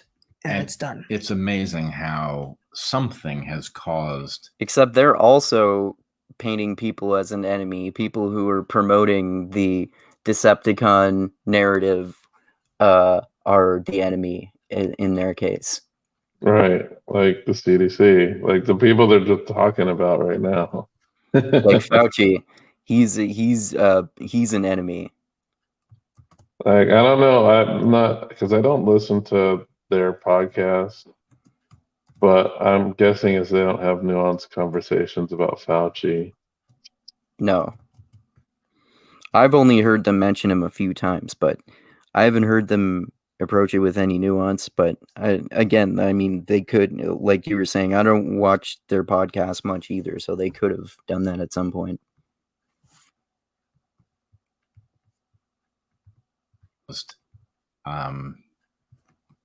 The paradoxical and ironic idea of scientific consensus, sudden scientific consensus, to be the good. It's not a thing. Right? Yes. Gravitating to the sudden consensus puts you on the side of good. And who are the enemy? The enemy are people who are resisting sudden. So this is like what I was telling you about yesterday.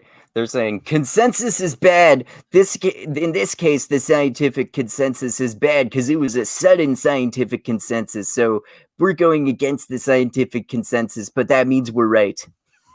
And I'm sure none of their evolutionary biology is based off of, scientific consensus that yeah, exactly. People, they, that's funny consented because as people use exactly that same argument to argue against evolution. right. Scientific consensus. And the answer is, sorry, scientific consensus is either over something trivial that's very easily demonstrated, and therefore it only takes once. If you drop a hammer and a feather on the moon, they fall at the same rate, right? Or some things over in physics space where it only takes once, like Einstein's observation of the gravitational lensing, or even so that's not trivial. Even the multi-slit experiment, you can see it in a single instance. Right. I agree with that. But in terms of complex phenomena, right? The thing is, the farther you get towards complexity, the more you're dealing with multiple inputs. The more you're dealing with the harder it is to even describe the pattern in question, right? So the idea of sudden consensus around something like a new virus and what works to treat it and how it's going to react to the introduction of that treatment and all of that. Except they're not claiming that in this video, but other people who are anti-vaxxers or vaccine hesitant are using that to claim the exact opposite of the point. Right. Like Jimmy Dore has used that, for example. This is no place for it's no place where sudden consensus is even conceivable. So the idea that those who are the enemy are those who are resistant to the sudden consensus is like, well, I think you just painted a target on every single real scientist. Right. No, and that's so those people like Robert Malone and Dr. Robert Malone and Peter Corey, they're the real scientists. Well, what are the sudden consensus that they're alluding to here?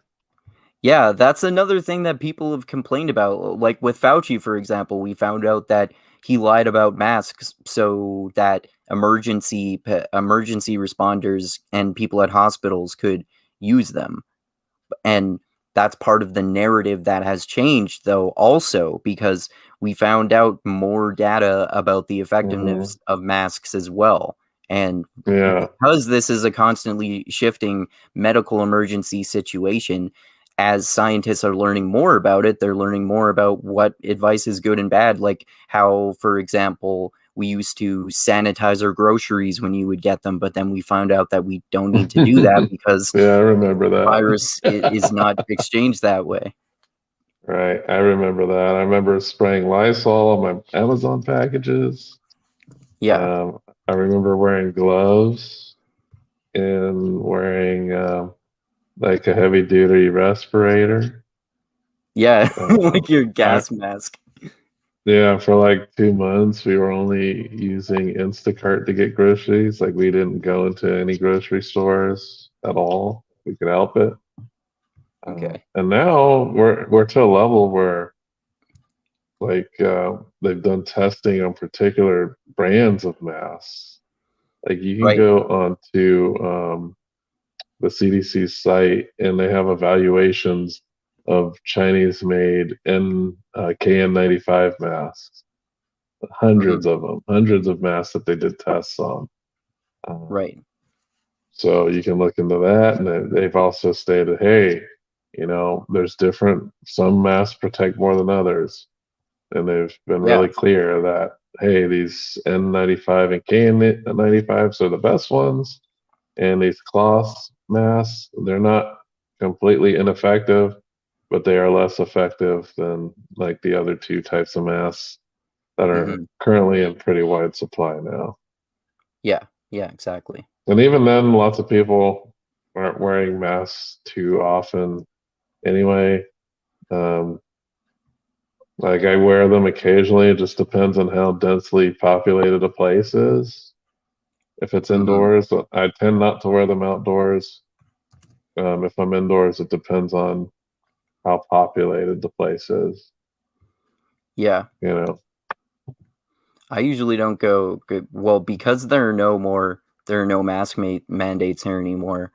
I don't wear one because I don't have to, and also because I don't really go in any heavily populated place. Like I see a friend here and there, or go to the corner store when there usually aren't very many people there, or like the weed dispensary or a few other places. Right. Yeah. But yeah, I'll like right now I'm not wearing one. I'm indoors. Yeah. Right. Oh yeah, you usually have to wear one at work sometimes, right? But you don't have a requirement. Yeah, they removed that requirement, and I'm not wearing one. So yeah. Well, it doesn't make sense for you to wear one when you're alone in an entire building. Right. Yeah. Right. Those who are walking around trying to experience having a life are presumably not trying to paint a target on every actual scientist, but that is the effect. And so just at the end of that section that I just read a couple paragraphs from, he writes, "The masses believe in the story, not because it's accurate, but because it creates a new social bond." And I think this is a piece that is often missing from an analysis that relies entirely on but why do they believe that? Like, it's not true. And especially after 2 years of the kinds of behavioral modifications and experiences that we've all had, or rather failed to have, via lockdowns and remote schooling and Zoom meetings and all of this, the desire for people to have an actual social bond is even stronger than it was before, which is hard to imagine because we are above all social creatures. But the idea that the story, I can offer you a social bond, and it happens to come with a story that just don't pay too much attention to the man behind the curtain. Cool. I'm not going to pay too much attention to the man behind the curtain because what I really don't pay too much attention to the man behind the curtain. Oh, that's funny. Like is now feeling like the in-group, and like we're on the right path again, and I'm moving towards the future and towards safety, and hey, look at all my new friends. And that's just, it feels great to people. And that, that's part of why they tune into, the mainstream media going, rah, rah, look at us. Aren't we all on the right side of history? And that works as a sales pitch, regardless of whether or not you're actually on the right side of history. Yeah, to their point, the desire you could say to that be about them. in that group is so powerful that what is the group? Yeah, I don't think they're going to be on the right side once more Ivor Grifton studies come out. Yeah, I don't think so either. Feel like, I remember in a prior era, right? The Democrats felt superior for being the Darwinists, right? They were never very good at it, right? But no, they're not anymore in their own minds for being the ones who had embraced this very important insight. Mm-hmm. And it is as you know, you and I both know, a vitally important insight. But the point is, most of the people who were feeling great about being on Darwin's team didn't really understand what the insight was or why it was so important. They just kind of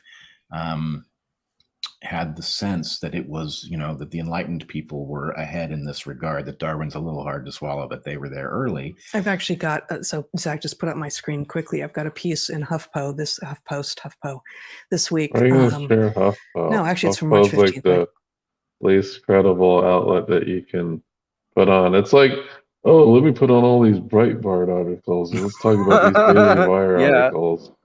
Like, this gets into that guy who was denying evolution. We don't need to get into that. Yeah. So yeah, I'll go to that Jimmy Dore clip there now. Let's get into Jimmy Dore claiming that lefty YouTubers like Kyle Kulinski, Sam Seder, and TYT have been co-opted by the CIA. Well, there's like more specific ones, because I was doing some BreadTube research, and apparently like most of the BreadTubers are okay. So BreadTube would be Philosophy Tube, ContraPoints, Vosh, Destiny. Two that I hate that are considered BreadTube, absolutely hate these two, are Cat Black and Anita Sarkeesian.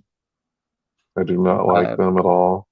I don't like Anita Sarkeesian, but I'm not familiar with Cat Black. She's Anita Sarkeesian adjacent. Okay. Talks about similar stuff. Okay. But yeah, it's mostly just YouTubers. I know someone named Lindsay Ellis was like a big BreadTuber. That person doesn't even make YouTube videos. Hassan Piker is considered BreadTube as well. I could see him being put in that category. But yeah, Kyle and Breaking Points and the Young Turks they're not quite BreadTube. BreadTube are usually like the people who stream and get in a bunch of debates with people. Like debate bros? When I say stream, I mean like a lot of them stream on Twitch. Right, political Twitch streamers. Yeah. So yeah, like Kyle has talked to some of these BreadTubers, but he's not really like a BreadTuber. Yeah. Yeah, he's more of a lefty YouTuber. Right. Okay. Yeah, thanks. I didn't really totally understand that distinction. But they do kind of rope him in this video, though. Yeah. As if he's one of those people.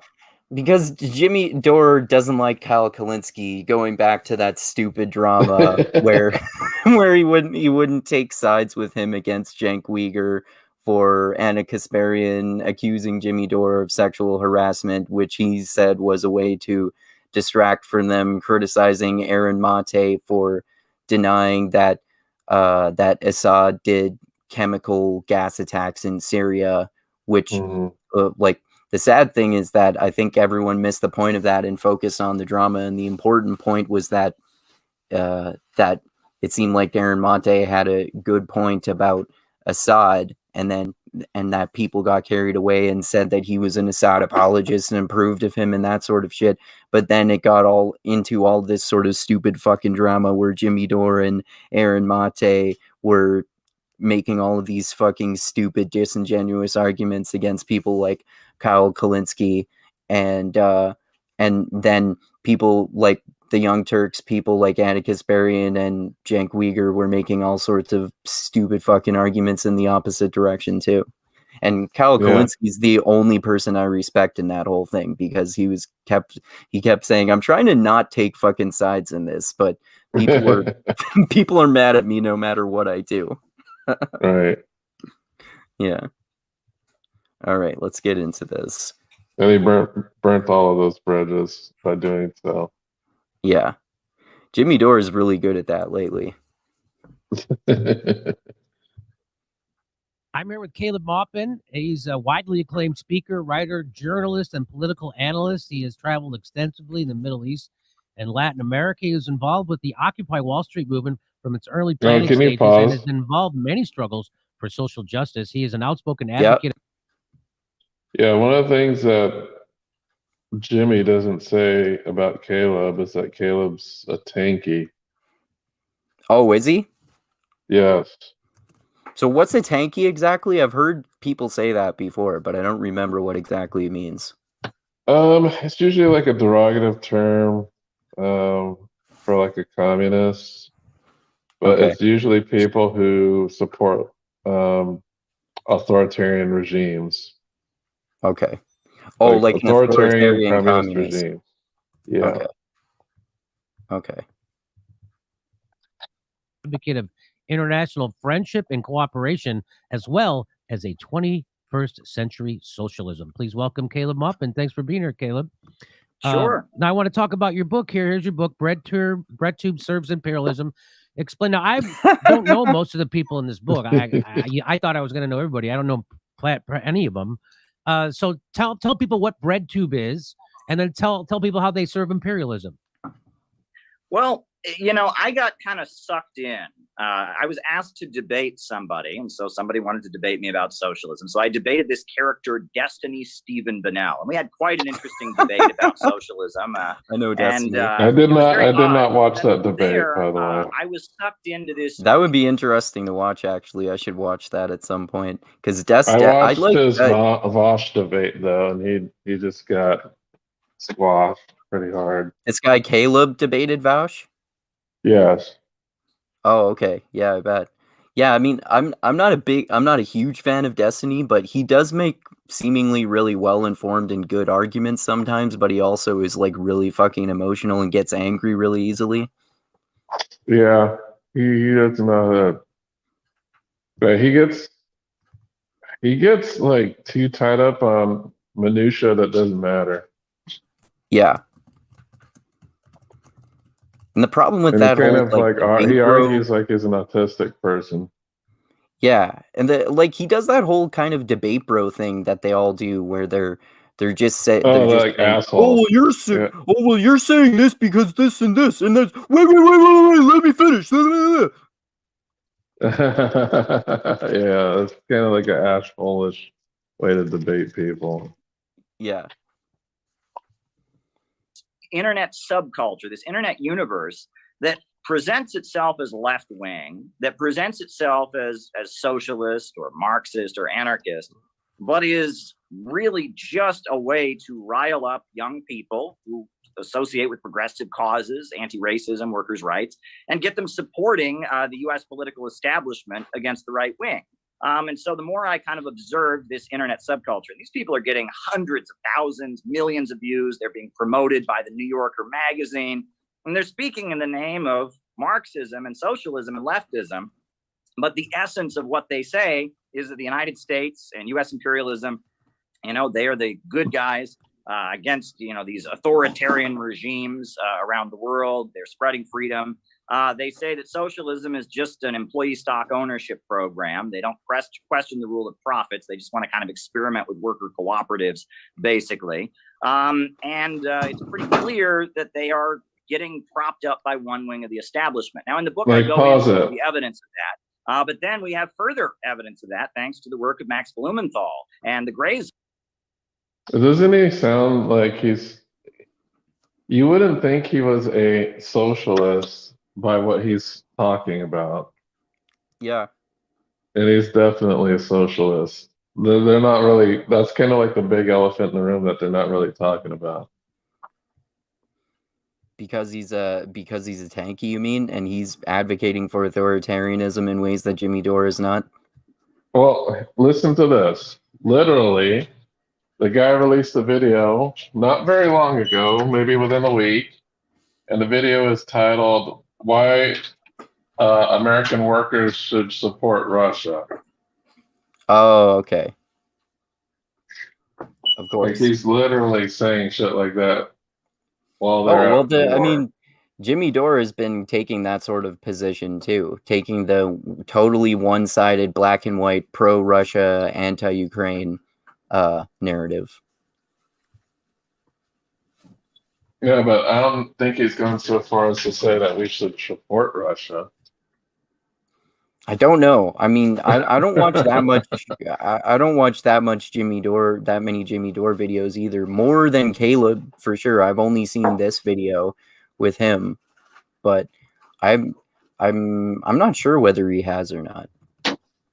He might just be doing that thing that he does with the vax, where he'll only make videos attacking it, and kind of like how he'll only make videos attacking left wingers, and maybe in this way he only makes videos attacking the Ukraine and well, this things is about basically he is attacking. Well, this video we are reviewing is an attack on left wingers.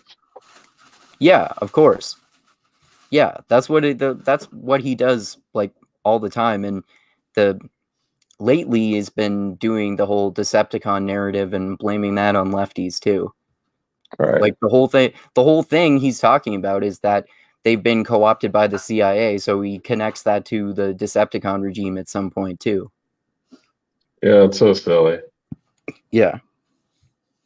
Gray zone, we now know that one of these voices, Abigail Thorne, was directly being subsidized by the British government, by foundations tied to USAID and to the British royal family and such. So, you know, what I said in the book, based on estimates, right, based on some of the people in the background advising them that I heard about and other things, has now been pretty well confirmed. These folks are basically sometimes yeah, to get young people that have socialistic or anti-imperialist. Yeah, it definitely is hearsay. Like the person he's talking about is Philosophy Tube, which I had just recently discovered as a transgender person. Yeah, they're a transgender philosophical channel. Well, I mean, like a transgender person doing philosophy videos. Yeah, I had no idea. I thought it was like two different people. I had no idea that the man that was watching like philosophy videos about transitioned into a woman. I just thought, oh, there's two different hosts on this channel. Yeah. Yeah, they did. They transitioned during their career on YouTube at some point. Yeah. I had no idea. I was like, oh, I guess there's a couple different people running this. Yeah. Okay. Oh, they look like they could be siblings. I didn't even think they looked alike. But, okay. But what he's saying here is that there's some document. Okay, so this is a story based on what's Max Blumenthal's outlet, the Gray Zone. Yeah. Anyway, they produced an article about this document that so what this guy's saying is that they subsidized Abigail Thorne. There's nothing in this document that talks about any type of financial exchange. Basically, the document is primarily about, hey, let's partner up with this YouTuber and kind of use this YouTuber, not use them, but like, hey, let's talk to this YouTuber about spreading, countering misinformation about COVID. Right. You know, so basically they were going to use, or at least partner up with her as an influencer to debunk Decepticon misinformation campaign. Oh, okay. But there's no evidence that there was any monetary exchange. So he's like, oh, subsidizing. It's like, okay, that's a complete speculation without evidence. You're assuming really that have any evidence. He's just making the assumption that they worked together, therefore they profited from it. Right. And also, there's some other information too. I guess this company that's doing this also worked on some type of Syrian campaign in Syria to spread some type of information. But they're saying because they worked in Syria to combat some type of terrorist information, that they are the CIA or something. So they must also be the CIA, acting as the CIA when they're asking this YouTuber to assist with debunking Decepticon information. Right. And I Okay. believe this company is a private firm. They're not like a government entity. Oh, okay. So they're implying that there's government collusion, even though they're talking about a private company. Right. Okay. Look, the someone private said- company works with governments too. So they're saying, Yeah, oh, this yeah, is of an course. extension of the government. Yada, yada, yada. You know. It's still a private company. It all depends on how you look at it. You can say this private company is an extension of the government, or you can say the government is an extension of this private company. Anyway, yeah, that's kind of Yeah. what this bombshell document. And Bombshell it's, document again, is speculation. right. And it's one bread tuber. Right. So he's making this assertion that they all do this, right? Is that what he's saying? Apparently. I think he wrote this book because he got pwned so hard by these bread tubers in debate that he needs kind of this thing here to like lash out back at them. That's kind of what this is a speculation, not saying it's true. This is just what I think. This is my opinion. That he hates bread tubers because they made him look like a fool, I guess. Yeah, that makes sense. Look, a Jimmy Dore fan clearly commented, "No, he's attacking fake left-wingers." Fake left-wingers? Yeah, fake They're not left-wingers. fake. Yeah, I said they're oh no, he's attacking false left-wingers. So I said they're not false. He just doesn't like them because they disagree with him. Right. All right. Imperialist instincts and get them to serve the empire. So you're saying there's evidence to back this up, that there are YouTubers in the political lefty space, and a lot of them. You're saying a lot, not just, but a lot of them, and they're called BreadTube, and you're saying that those people are somehow being co-opted by the intelligence communities to push an agenda? Sure. I mean, I received quite a bit of information about who is advising them. There's an individual who's tied to military psychiatrists who appeared on CNN calling for mass deprogramming of the country after January 6th. And there are other things that point to some kind of covert support, the mainstream media highlighting some of these people and celebrating them. And then their foreign policy stances could come directly from CNN. And then we have that great report that was done by the Gray Zone, and that all points to this. But the thing is, there's a precedent for this, right? We often talk about the Congress for Cultural Freedom program, which was in the 1950s. The CIA realized that basically, if they wanted to hurt the left and hurt Marxists, one way to do it was to start funding certain voices. And you had the CIA set up Partisan Review magazine. You had the CIA basically launch a whole program. So he's talking about he's how going like totally he's talking about conspiracy out here. Yeah, he's like McCarthyism. That's what's happening right now, bro. Yeah, it's funny because in the debate with Vosh, he accused Vosh of doing McCarthyism on him. Oh, that's funny.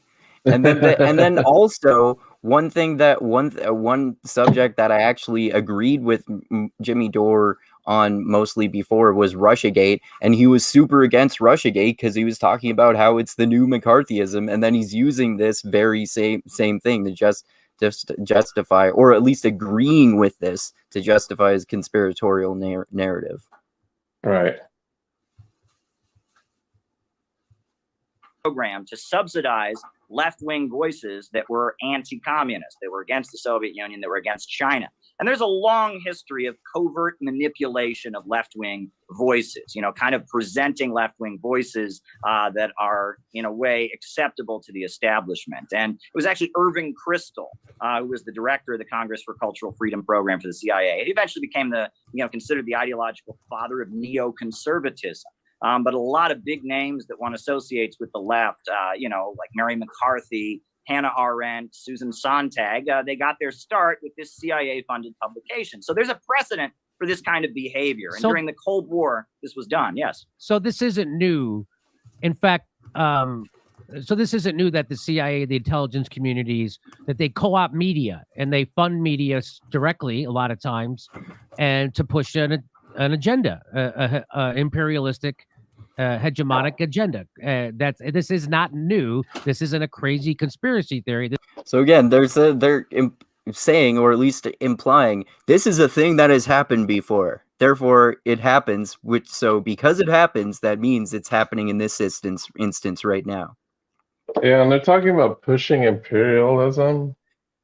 What the fuck are they talking about? How are these bread tubers pushing imperialism exactly?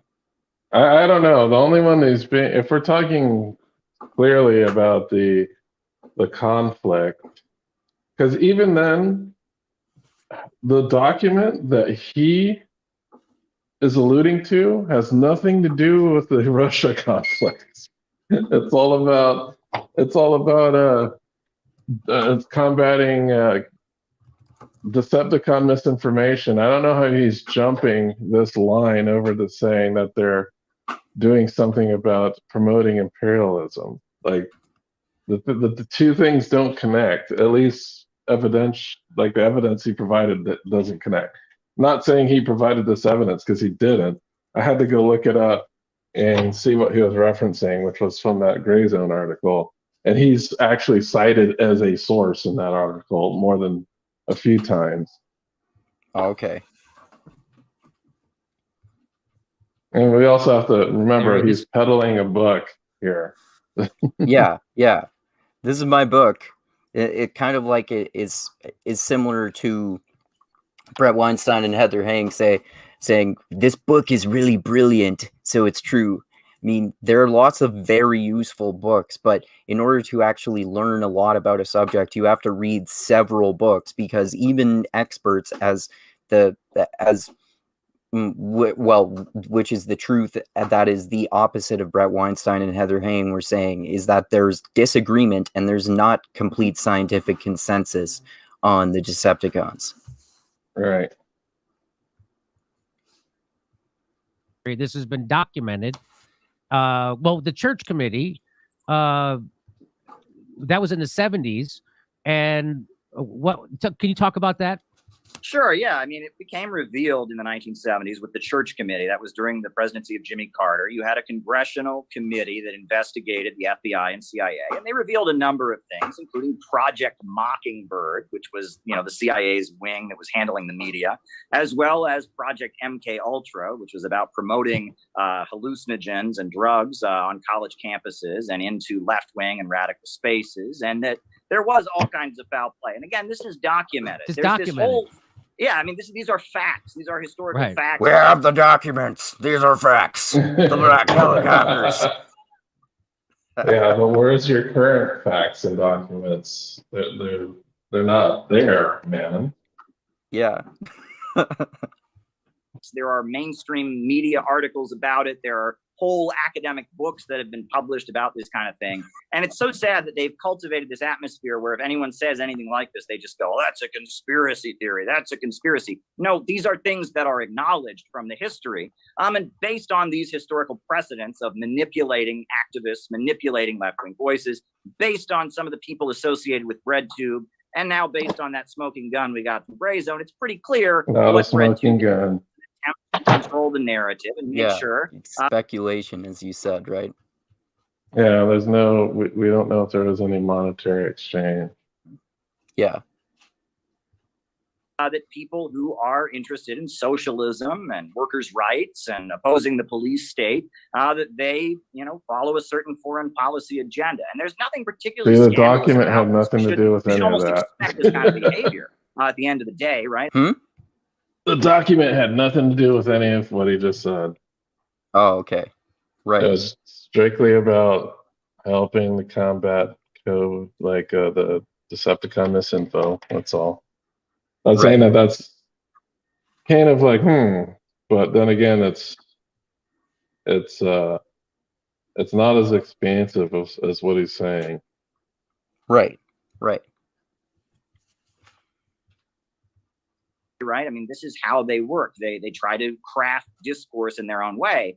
What's interesting is that the primary activities of the BreadTube crowd seem to be about getting left-wing voices to kind of, participate in this partisan red state versus blue state fight. And you, Jimmy, have been targeted ridiculously because, oh my goodness, you interviewed somebody from the Bugaloo Boys. Oh my gosh, right? This cancel culture. Never talk to any Trump supporter. Never talk to anyone on the right. Has Jimmy been canceled? They don't want an actual movement of the people from below. No, I don't think he's been canceled. I think he's still making plenty of money on YouTube. Right. Where you have people with different perspectives and different ideologies, different religious backgrounds. They don't want that. What they want is an army of foot soldiers to do the work of Joe Biden and protect Joe Biden from the Republicans. And if you can just cancel anyone who's deemed "quote unquote" right wing, you can. This is to protect Joe Biden. Yeah. None of those people on BreadTube have any love for Joe Biden, and the main person, Kyle Kulinski doesn't either. Yeah, and then the person he has a document on isn't even American. Right. I don't even think that person has opinions on Joe Biden, but I don't know. The document is based off of a British citizen, and it's not even, and this is the other thing, he's mentioning the CIA. This document was not in association with our government. It was like the company that reached out to Abigail is, I believe it's British. Oh, okay. So I don't know. It's just, this guy's all over the place. Yeah. People and make them loyal foot soldiers of one section of the ruling class. So they did come back. So that's the biggest thing that they seem to want to shut down, is if meeting the establishment and the intelligence community, if somebody from the left and the right figure out that they have common enemies that they can work together against, that's what they have to demonize, like they did to me when I interviewed that Boogaloo boy. Which, by the way, people still don't realize. Who are Jimmy Dore's enemies? 100% different than Proud Boys. Boogaloo Boys. Sorry, who are Jimmy Dore's enemies? I think the only enemies I know that he names are either Democrats or people on the left. People on the left who he doesn't like because they disagree with him. Yeah, they don't take his side enough. Who's his enemies? He's like Trump that way, man. You don't have unquestionable loyalty to me, therefore you're my enemy.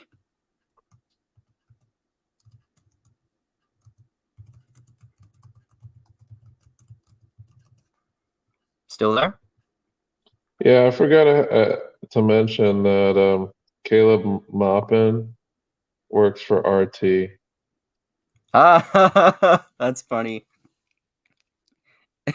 They don't even mention that. No, they don't. Boys are the antidote to Proud Boys. Boogaloo Boys are anti-imperialism, anti-cop, anti-Trump, anti-racist, and pro-LGBTQ and pro-Black Lives Matter. That's what Boogaloo Boys are. But the BreadTube people wanted to manipulate that and distort that into Boogaloo Boys are right-wing racists, just like Trump and Proud Boys and Nazis. That's what they wanted people to think, and it's the exact opposite.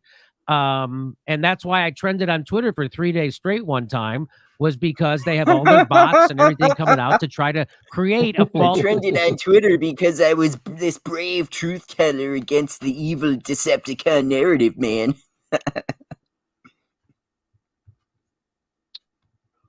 Narrative that Jimmy Dore's working with Nazis instead of Jimmy Dore is reaching out to working class libertarians who share a lot of the same goals of people on the progressive left, and we share a common enemy. And so they had to try to distort it. It's not. It works on some people. That certainly isn't helpful. Yeah. Well, I think he means the common enemy is the Democrats. Because he talks, I'm not sure if he talks in this video, but he talks often about how the Democrats are just as bad as the Republicans, or sometimes he says they're even worse.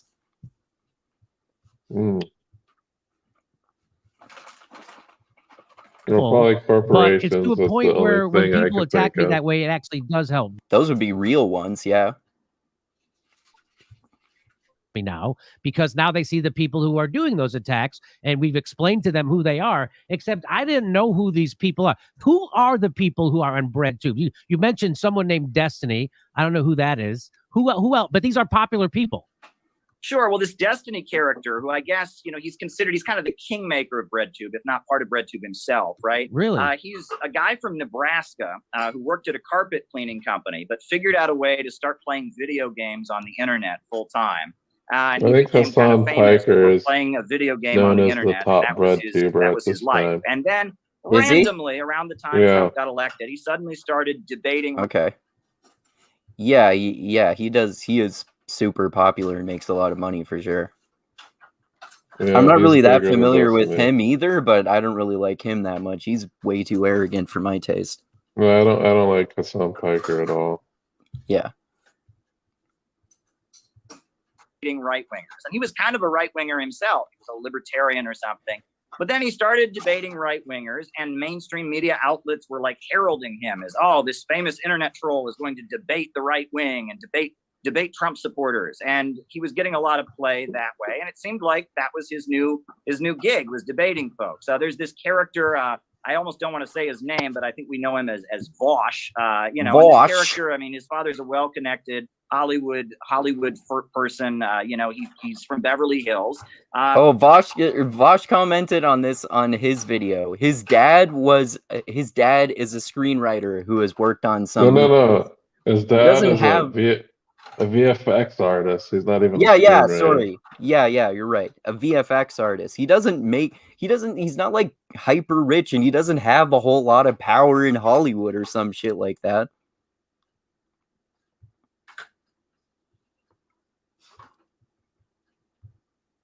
And he right now is just a cheerleader for the Azov battalion and the far right extremist forces in Ukraine. He's gone That's all not in. fucking true. He wants this war to keep going. He wants Russians to die. He wants Russians to die? Find me a clip where he said he wants Russians to die. Oh man. War between the reasons he's so mad about Russians dying is because he works for RT. Yeah. Again, more fucking projection. You're corrupted by money, even though I'm corrupted by money. No, I would say that Vosh's position is like he does want Ukraine to win. He is very anti-Russia, but yeah, I don't think he's ever said he wants Russians to die. Right. I think he doesn't want Ukraine to cede to Russia's demands. I know Kyle's position was he thinks that if you give Russia what they want, they'll stop being crazy. But I don't think there's a history. I don't think that the history supports it. Because they've been doing, people forget they've been having wars over there for a while. So there's what's going on in Ukraine, there's Georgia, there's Crimea, there's Chechnya. They're always fighting fucking people over there. And the Chechen war, you see these pictures of bombed out cities. That's how the Chechen war was. This is not something new. This is like Russia being more brutal than they normally are. This is how Russia is. Mm-hmm. And since those other wars weren't as televised, and people are just kind of shocked. Yeah, exactly. Even though a valid point to make is that the media is not drawing anywhere near as much attention to, the genocide in Yemen that's being committed by Saudi Arabia and funded by the US, of course, and how Biden has still been killing people in other countries with drone strikes. All of the attention is on this war in particular. Right. And did you know that Putin speaks fluent German? No, I didn't know that. So Putin, when he first became president, he talked Germany into creating the Nord Stream pipelines.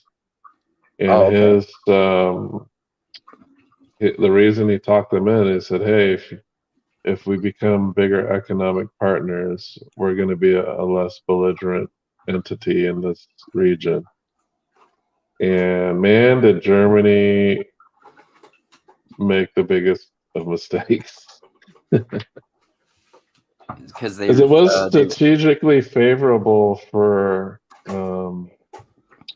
Putin to make Germany energy dependent on Russia. Okay. And yeah, because after he made this speech, Germany began to become more energy dependent on Russia. And now that they're highly energy dependent, they don't have as much leverage that they can press on Russia for this. They're being belligerent. So they're saying that this is probably Putin's plan to ensnare Germany. I don't know if Putin was doing this for deep chess, but Germany was basically. This is why Germany is now dedicating a big budget to their military, and they're reevaluating their relationship with Russia now. Right. Okay. Watch his streams. What's kind of amusing is that he's not very familiar with left-wing politics at all. I mean, he is handed lists of quotations, from Lenin, from Marx, and he'll read them off as if that means you should vote for Joe Biden. Wait, who's he talking about again? He's talking about Bosch? Yeah, exactly. Right? He's never said you should vote for Joe Biden. I've never seen him do that. He doesn't like Joe Biden. Yeah, it's so dumb. Yeah. It's really kind of pathetic to watch. But one thing that I find to be interesting about all of this, you talk about the importance of people coming together. Mumia Abu-Jamal, that was an important cause in the 90s. This was a black liberation fighter who was facing the death penalty. And the reason that Mumia Abu-Jamal is still alive, he didn't get the death penalty, he's still in prison, but the reason that the state of Pennsylvania couldn't execute this former Black Panther was because a lot of people of different political views came together to stand against his execution. You had the far left, communists, anarchists, others. You also had Black nationalists, people with the Nation of Islam, Minister Farrakhan. You also had Catholic priests and nuns. The Pope stood against the execution of Mumia. You had Mennonites and Amish people. And in 1995, it was hundreds of thousands of people piled into Philadelphia with one demand: don't execute Mumia Abu-Jamal. And that's why Mumia, this Black revolutionary journalist, wasn't executed, because people came together, overcame their differences. But nowadays, it seems like instead of doing that, we're supposed to engage in this kind of politics where the left talks to their crowd and riles them up and tries to purify them of any deviant thoughts within their own ranks. The right talks to their own crowd and does this, and everyone gets poorer, and the country polarizes politically, and austerity and war march ahead. And this is a setup for disaster. This isn't how serious political organizing works. I couldn't agree with you more. And that is the biggest threat to them, is the populist left, populist right, realizing we have a common enemy, realizing that we can organize together against the establishment, against the oligarchy, to stop war, to stop police brutality, to stop racism. We could do. There's a lot of things to help. Also, to help our economy and get a living wage for people. That's the last thing they want. They're now happy that the gas prices are so high, so people will be forced to go back to poor-paying jobs. How are they happy about this? I don't know what the fuck he's talking about. Happy? I don't know. Yeah, it just doesn't make sense. No, it doesn't.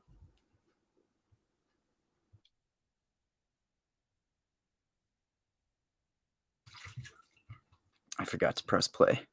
That's the world we're living in. You're telling me that those people, those pretend. So it seems to me that the bread tube, or the people who say they're progressives or lefties on YouTube, but they're actually just shills for the Democratic Party. That's what I've noticed when I've looked a little into it. It's every time they're like, well, you have to vote for Joe Biden. You have to vote for Hillary Clinton. You have to vote for the squad. You have to vote for Democrats. And Democrats are better than Republicans. And they come up with crazy reasons why the Democrats are better than the Republicans. Meanwhile, more and more people fall into poverty. More and more people go bankrupt. More and more people can't get health care. And we have more and more billions and trillions of dollars for imperialism and wars. Why they keep telling you to keep voting for them. I mean, and everybody does that, from Kyle Kulinski to Crystal Ball, right? I mean, Kyle Kulinski has you consider never those people advocated for anybody because they're doing. It seems like they're doing the same thing, telling everybody. Yeah, like Kyle Kulinski and Crystal Ball and Vosh, like all three of them are really they hate Hillary Clinton especially and Joe Biden, and they've made videos favorable about things that they like about what Joe Biden has done, like pulling out of Afghanistan, and then critical of other things that he's done, like even fumbling in speeches and shit like that, as right wingers often do also. Yeah, and they've been both critical of AOC as well.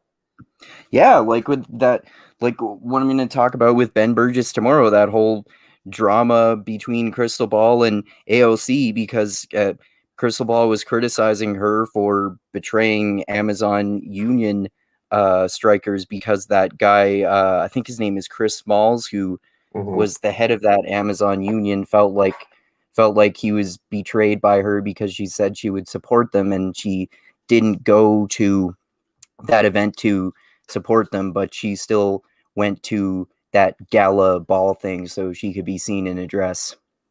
Yeah, and the Met Gala isn't in her constituency. Yeah, exactly. Outside of her district. The Amazon protest thing wasn't, but neither was the gala ball. Yeah. Everybody to keep voting Democrat, and that's so you can go off and have your Marxist theories, and you can criticize Democrats, but you have to, at the end of the day, vote for them, and you can't ever entertain a third party. That's what I see that comes out of Bret too. Would you consider that? Sure. What's the same? I thought he's script. never heard of Bret too. The same script. So he's saying he's seeing stuff coming out of Bret tube. He says, "Oh, I don't know these Bret tube people. Like, what is it?" I think he's maybe just conflating Crystal Ball and Kyle Kulinski and people like that with BreadTube. Yeah, but they're not BreadTube. And they don't say that. They don't say vote for Democrats. No. Well, I guess there's some Democrats, like there's specific Democrats that they'll push, but those Democrats align with their values. It's almost like no Democrats represent Jimmy's values. So he says, who is he pushing then? Which candidates is he pushing? No one. They've all betrayed him in his eyes. And he's like politically useless. And Crystal Ball and Kyle Kulinski especially, but Vosh too, they've criticized AOC a lot. They're just not completely 100% anti-AOC and feel like she's totally betrayed people and that she's inherently corrupt, like Jimmy Dore does. Yeah. And Jimmy Dore has a very binary way of seeing things. Yes, he makes endless purity tests. There's no question about it. I think BreadTube is more specifically aimed at teenagers, people in their early 20s. Okay. And it's got more of a grunge vibe. You know, it's people sitting in their basements screaming. It's documentaries and things that are more alternative looking. It's got that more punk rock alternative aesthetic, but it's the same script that Young Turks is using, the same script that Kyle Kulinski is using, same narrative. What I find interesting is, again, I don't think so. I think Kyle Kulinski and the Young Turks often disagree. Yeah, it's dumb. I'm not really a fan of the Young Turks. I'm a fan of Kyle Kulinski, even though I disagree with him a lot sometimes too. Yeah, I don't like the Young Turks. They're just, I don't know. They seem more performative. Yeah, exactly. I mean, Kyle Kulinski gets animated sometimes, but he doesn't seem to be doing that just for effect. Yeah, I don't know. I just like his Kyle Kulinski-isms. His impressions of people. Like that. Just some of his phrases, like, he likes to say dog a lot. That means Dickie McGee's ex. Yep, Dickie McGee's ex. That's another one of them. There's quite a few. I just don't know all of them off the top of my head. Yeah. Dunzo is one. Dunzo. Yep. Yeah, he's funny. You because oh my gosh, you interviewed a Bugaloo boy, right? But none of this cancel culture ever applies to Joe Biden. Never. Black author of the crime What do you mean? bill. A lot of people wanted to cancel Biden. You just have to vote for him. Yeah. I remember a bunch of people wanting to cancel Biden because some of the racial things he said. Yeah, of course. Like, you ain't black. You're black if you don't want to vote for me, man. Look, poor kids are just as good as white kids.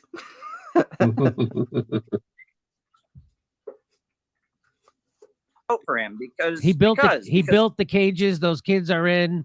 He's the one who made it so you can't get rid of your medical debt or your student debt and bankrupt you. He made it. He's been the screwer of the American people. He's been why are most of our prisons filled up with black and brown people? Because Joe Biden. You'll never cancel him. Yeah, he'll try to that's all Joe Biden's fault. I mean, yes, he did institute the 1994 crime bill, but it's not as if that's the only thing that has locked up nonviolent drug offenders. Bill. Can you say George W. Bush? Can you say Obama? Obama is criticized him too. Like, he was the president. He was when Joe Biden was president, was vice president, obviously. Joe Biden was not the president at that time. And then, of course, there's George W. Bush and Trump. Do you think either of those presidents did much for nonviolent drug offenders or the stupid fucking drug war in general? Yeah, there's that. And then that bill was bipartisan. So it's not like it wasn't supported by everybody. Yeah, exactly. It's like the zeitgeist of the early 90s was very different. Yeah, exactly. Yeah, for sure. Canceled me when I speak about Joe Biden in an honest way and tell people to stop voting for him. Sure. And the crazy thing is, there's the narrative that they have is so shallow. It's basically there's this group of bad people. Oh, your narrow's not shallow. And they're under every rock and they're hiding behind every tree. Yes. Every Trump supporter is a Nazi. Yes. Every conservative is a Nazi. And they're not even understanding that fascism, there is a scientific... Well, he's true when he's talking about Vosh. Yeah, I was just thinking about that. I was just going to say, doesn't apply to Kyle, though. No, it doesn't apply to Kyle Kulinski or Crystal Ball or Destiny. But yeah, one of my criticisms of Vosh is that he talks relatively often about how any conservative thought leads to fascism, basically, which is a stupid argument. Marxist understanding of it. Read R. Palm Dutt. Read Georgy Dimitrov, right? There is an understanding of where fascism comes from, and it flows from the breakdown of capitalism. It's a system, when you have the capitalist system with profits in command, you inevitably have economic breakdowns, and great leaps in technology lead to greater poverty. And as there's greater poverty in society, one faction of the ruling class wants to lock down society, drive wages down, and reduce living standards, and degrow, which is another big bread tube theme, degrowth. They want to degrow in order to try and stabilize the capitalist economy. There's a scientific Marxist understanding of what fascism actually is. But in I've never heard any of them say they want to degrow the economy. Have you? No. Like, I know Vosh is into like the whole worker co-op thing, but I've never heard of this degrow thing, or to stagnate wages. Yeah, if we're talking about other people like Kyle, he wants to raise the living wage. Yeah, so I don't know. Really, well, and Crystal Ball does too, and I'm not sure about Destiny because he's kind of more of a liberal in his politics, seemingly. But like Crystal Ball, Kyle Kulinski, and probably Vosh too, it wouldn't surprise me, want minimum wage to be raised. So, like, I know for sure that Crystal Ball and Kyle Kulinski do, at least. Mm-hmm.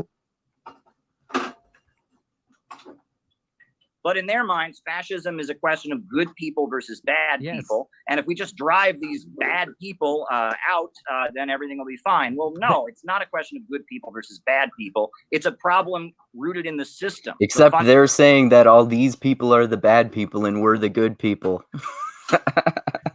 Yeah, well, I know Vosh doesn't like tankies, so maybe that's what he's talking about.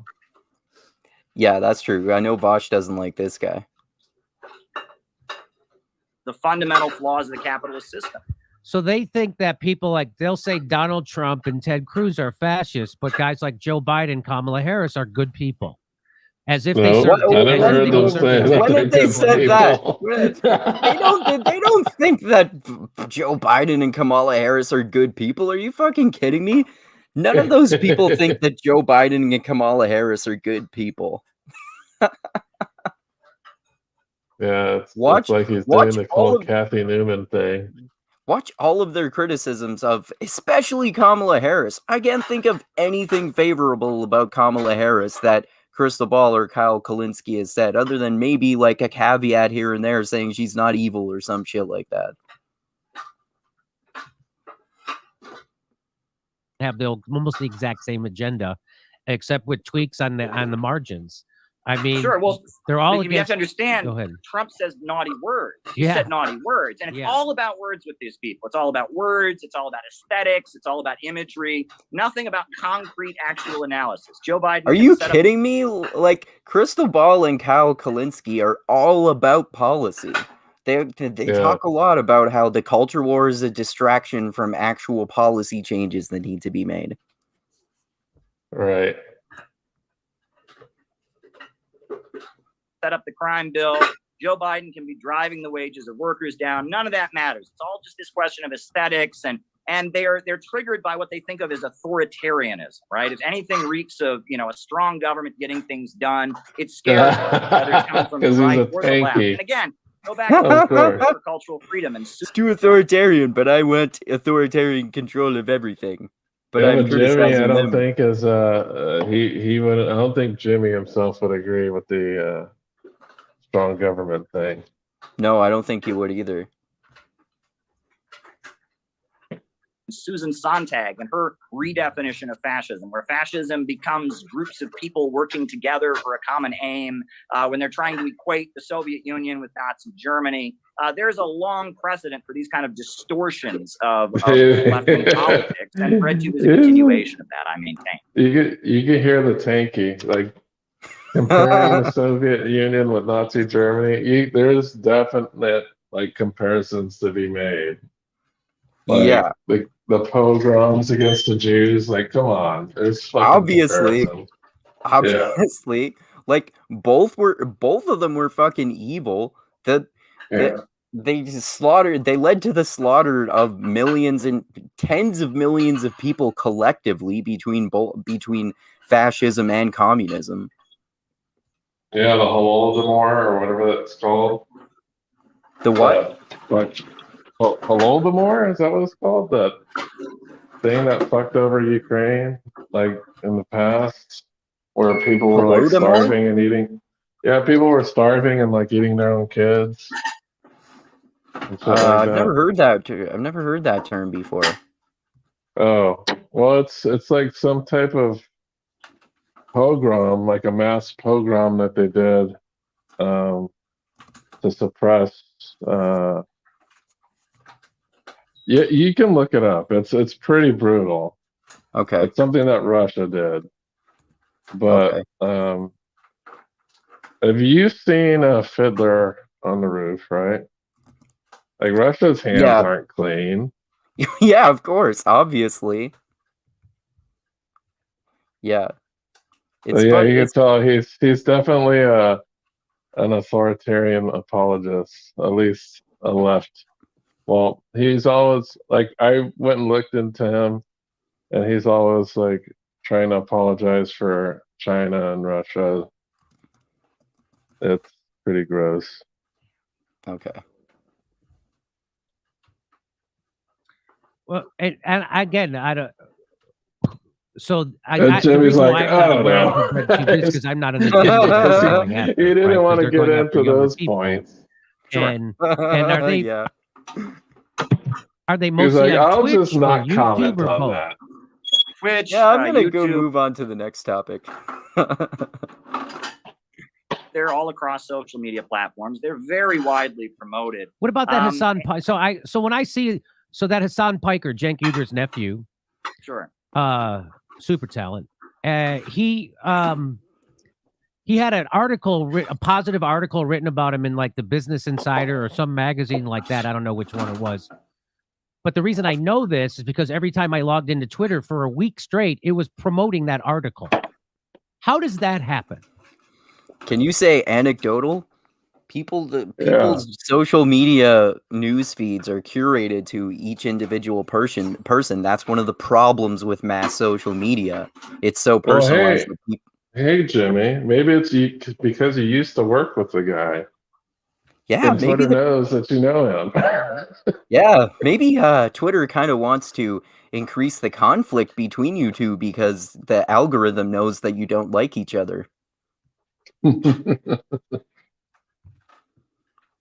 Exactly. And if you look at how BreadTube started on Reddit, it was largely, there was a lot of money being handed out in order to encourage people to debunk the ideas of the right wing, right? The right wing was gaining on the internet, right wing YouTube channels, etc. And a lot of money showing up in people's Patreons and a lot of algorithmic support. I guess there wasn't a lot of money in that for a long time at first, right? I guess not. I guess you're talking about Patreon? Patreon. People were there were political Twitch streamers before Patreon existed, though, weren't there? Just making money off YouTube ads. I have no clue. Because I was never a big Twitch user. Yeah, me neither. I've only seen Twitch videos that people also post on YouTube. Same here. Okay. Being provided for people to debunk the right wing. That's good. I mean, there's a lot of crazy stuff on the right wing, conspiracy theories and notions that we should privatize everything. Like that bread tubers are C.I.A. So it's not inherently bad, but at the end of the day, they're also targeting people on the left, like you, like me, who dare actually challenge the system. And they're trying to cultivate the left to just be foot soldiers for some of the most powerful capitalists out there. For the Democratic Party. There you go, mind reading again. This is what they're doing. This is why they're doing it, okay? Yeah, Jeff Bezos, the Walton family at Walmart. Yeah, Bill I mean, Gates, that's what they ultimately want leftism to serve. And no, I mean, the goal. I don't think any of them are like Crystal Ball and Kyle Kulinski and Vosh in particular. They fucking hate Jeff Bezos and Bill Gates. Are you kidding me, man? Look at anything favorable that they've made in their videos about either of those people. Yeah, they talk shit about them all the time. Yeah.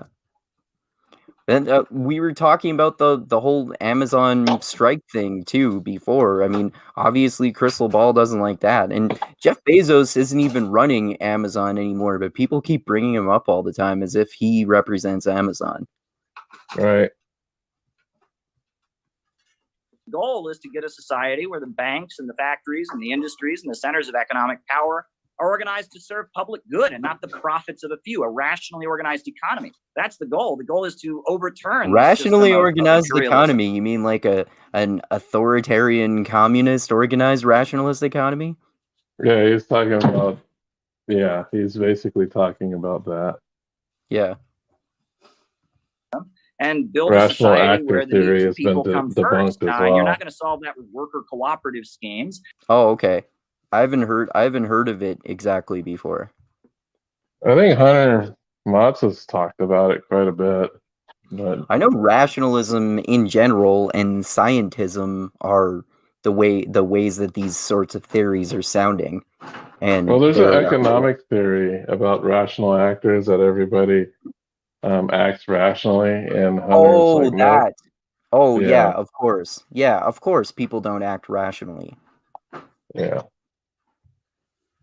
And you're not going to solve that by voting for Joe Biden. Ultimately, it's a question of getting working people to realize their own economic interests. And they have a word for that, right? If you want to raise the minimum wage or if you want Medicare for all, you're a class reductionist. That's their term. What? Immediately they scream, None of them class believe in that. reduction. What does that mean? None of them say that. Not a single one of those four people that they mentioned, Destiny Vosh, Crystal Ball, or Kyle Kulinski, none of them say that. None of them say you're a class reductionist if you do that if you reduce the thing to he's Medicare for all suggesting and that class they're differences. Did you say what they were advocating for? Like, rewind it just a bit. He says they're a class reductionist if they're not. Like, he's giving them opposite positions that they don't hold. I'll go back a little bit. Soldiers for some of the most powerful capitalists out there. For the Democratic Party. Yeah, Jeff Bezos, the Walton family, Bill Gates. Walmart. Yeah, I mean that's who they ultimately want leftism to serve. And I mean, the goal is to get a society where the banks and the factories and the industries and the centers of economic power are organized to serve public good and not the profits of a few, a rationally organized economy. Oh yeah, That's the rationally goal. organized. The goal is to overturn this system of imperialism and build a society where the needs of people come first. And you're not going to solve that with worker cooperative conflating schemes. two things. And you're not obviously going to solve that by voting for Joe Biden. Ultimately, it's a question of getting working people to realize their own economic interests. And they have a word for that, right? If you want to raise the minimum wage or if you want Medicare for all, you're a class reductionist. That's their term. What? Immediately, they raise minimum wage. What does that mean? Raise minimum wage. Raise minimum wage or want Medicare for all. They Kyle. They are pro that. Yes, Kyle and Crystal talk about calling this themselves. Yeah, is he saying that they're calling themselves class reductionists because they want to raise the minimum wage and they want Medicare for all? So I don't get it. Like they advocate for those things all the fucking time. This guy's stupid. Yeah. I don't know what it means, but if you want to fight for economic justice, you're a bad person. You're a class reductionist, and they have all kinds of lists of accusatory names they throw at people. And one of them is if you believe in economic justice, if you raise economic issues, you don't focus on the culture war. You're a class reductionist. That's the opposite of their fucking take. Again, all the time. They're like, culture war is a distraction from economic issues and policy changes that we need to make. They make those specific points all the time. Right. That's well, what I enjoy telling people is that when you hear people who say they're on the left in the United States, and they say things like, we have to organize along class lines, right? We have to organize. You'll even hear the knuckleheads at TYT say this thing. We have to organize along class lines. They have no idea what that means. And if they do, they're just blatantly lying because they do not mean what organizing along class lines means. Is that again, of course, as Jimmy Dore always does, anyone who disagrees with him is a liar. you organized with people in the same class, meaning whatever political stripe they come from, meaning if they're a libertarian or a socialist or a Republican or a boogaloo boy or a socialist or a communist, all those people have to come together. That's called, so it's just like when you organize in a union. I've been in unions my whole life. The way you don't organize a union is you don't go to the shop floor and go, who here's a boogaloo boy? You're out. Who here's a Proud Boy? You're out. Who's here as a libertarian gun nut? You're out. Who here's a Trump? This is so hypocritical because he's all about purity tests, and these people he's accusing of being bread tubers have betrayed him, so he's gotten them out of his life because they failed his purity tests. Right. And then also, like, to defend Kyle, I think Kyle just says if they're a TFG, he doesn't want to deal with them. Yeah, he has said there are too far guns. And it's like, what would be the point of wasting time with a TFG? Yeah, I guess there's, like, you can point to Dale Davis, but that man has, like, the patience of a ridiculous thing that has a lot of patience. right. Which Yeah, I can't exactly. find an analogy to right now. Yeah. Daryl Davis is far more heroic than any of these YouTubers, in my opinion. Right. The Trump voter, you're out. Okay, who's left? Now we're going to organize against the man with you people. That's not how organizing works. It's only powerful when you get people who totally disagree with each other to agree on something. And that's when change really happens. Like when we had the Medicare for All march this summer, people were complaining that there's some right-wingers on stage. That's because Medicare for All means Medicare for all. And that's when you can actually pressure government, when you have people from all different stripes of politics combined and converging on one idea. That's how you make something happen, which is why the Black Panthers teamed up with the KKK in Las Vegas to get their welfare checks back. That's why they killed Fred Hampton. Why did they kill Fred Hampton? Because he was organizing black people? No, because Fred Hampton was organizing Southern racist whites with black people in Chicago, and they were realizing they had more in common than they had separate and different, and that's when they killed Fred Hampton. So that's the thing that maybe you should do that and realize that you have more in common with your enemies than you do differences with these so-called bread tubers you're demonizing, like Crystal Ball, Kyle Kulinski, Destiny, and Vosh. they can have. And that's what people who say we have to organize along class lines. When you hear somebody at the Young Turks say we have to organize, they don't mean it for a second. They hate people who are in the different political party than they are and in the same class. They hate those people. And in fact, their business model is built on clickbait, hating those people. So I'll just, would you like to? Oh, clickbait. Yeah. He doesn't make any videos that are clickbait at all. It's not like he's been grifting off the Decepticon regime since at least a year ago. I don't know. Comment on that? Well, sure. And, you know, the biggest cure in U.S. history for racism has always been the picket line.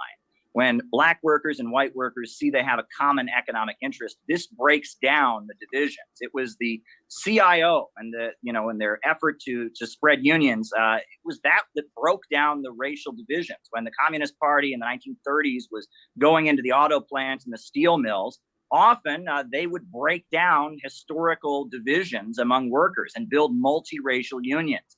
You hear about in the South when the sharecroppers were organizing, how William Z. Foster and Gus Hall would go to a town and give a speech, and how the white workers would rip up their Ku Klux Klan cards and say, my enemy isn't the black people, my enemy is the plantation owners and the capitalists and the big bankers. That is how you overcome racism, is getting people to see they have something in common, bringing people together. It's through those kinds of struggles that you can break down inequality and that people can see that they have more in common. And by creating artificial divisions ahead of time and discouraging economic struggle, you're setting the stage for the opposite. You're setting the stage for basically whipsawing the population. There's an old device they called a whipsaw, right? And it's like a two-man saw. And when one guy's pushing, the other guy's pulling. And when one guy's pulling, the other guy's pushing. That's kind of what they're doing right now in the United States. They want one section of the population to think that they can only gain at the expense of another section of the population. And then they go to the other section and say, oh, you can only gain at the expense of the other one. And we've got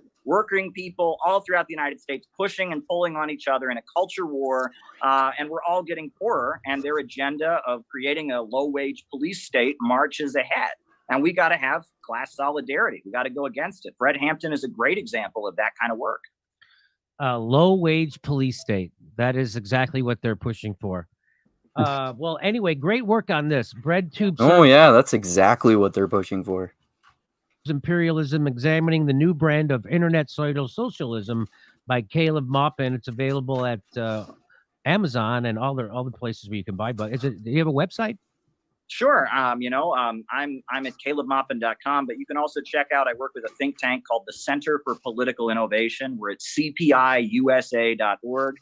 We're trying to bring people together, try to formulate an economic program to rescue the United States from the crisis we're facing. cpiusa.org. It's the Center for Political Innovation. Caleb Maupin's been our guest. Great work, and look forward to talking to you more. Thanks for coming on the show, and I apologize again for the delay. Thanks for being a good sport. Sure thing. All right. So if you look up Caleb Maupin's books, he's written a few. I don't think many people buy them because there's not many reviews for these. Okay. Oh, yeah, he's written a bunch. BreadTube serves imperialism, Satan of the Fountainhead, Kamala in the future of an America, getting rich without capitalism, rise and fall of the U.S. Communist Party. Oh, there you go. Oil in the global capital crisis, the 2016 elections and the crisis of American liberalism. I had 8 reviews. Yeah. Yeah, so it doesn't look like he gets much sales here with the books that he writes, but yeah. Oh, this guy is mischaracterizing stuff. Also need to mention that he worked for Iranian state media. Oh, okay. So Russian state media and Iranian state media. He likes working for state media.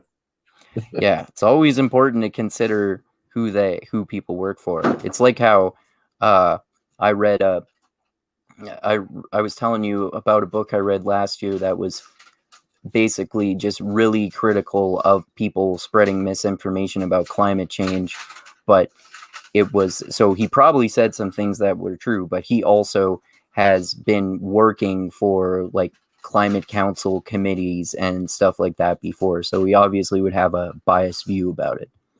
And most of the people who write about that stuff have biased views about it. Yeah, of course.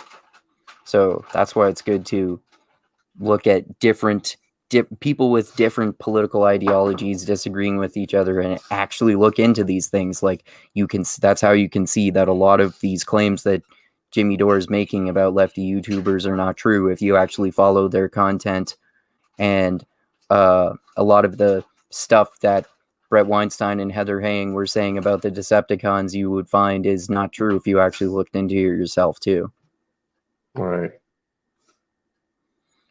All right, so I'm glad we decided to just go over 2 of those videos. I knew we would comment a lot because we spent almost 3 hours on those 2 half-hour videos. So, right. Yeah. All right, so guess we should end it here because we've been talking for so long. So yeah, thanks for joining me to comment on these, Dusty, and give your insight and give our comments into where these people are making flaws and their really stupid arguments. And thanks everyone for watching, and click that like button, click the subscribe button, click the bell to be notified when I come out with more videos. Gonna do that podcast tomorrow with Ben Burgess.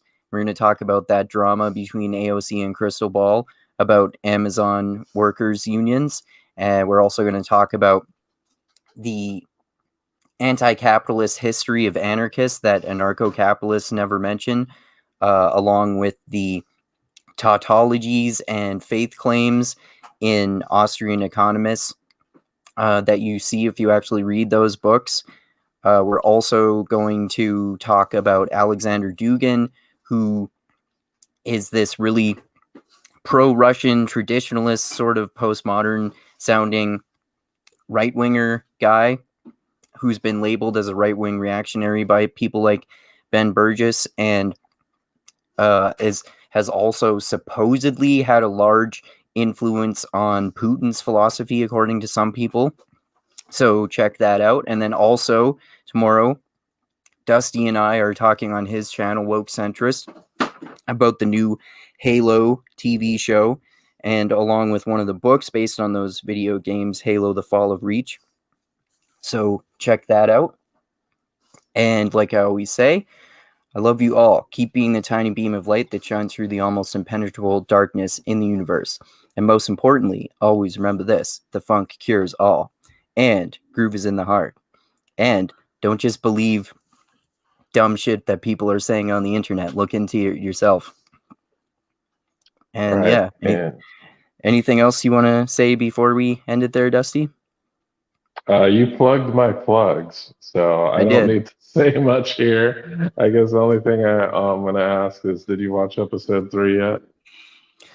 No, I still I couldn't access episode 3 on that website. When I went to the one that says episode 3, it starts playing some sitcom with Topher Grace.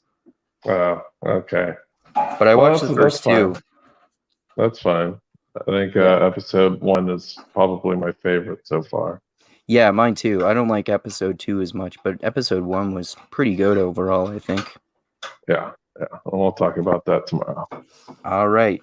Yeah, we'll talk about that tomorrow. So check that out on Dusty's channel. Check out my next podcast tomorrow with Ben as well. And thanks again, everyone, for watching. And adios until next time. All right. Take it easy.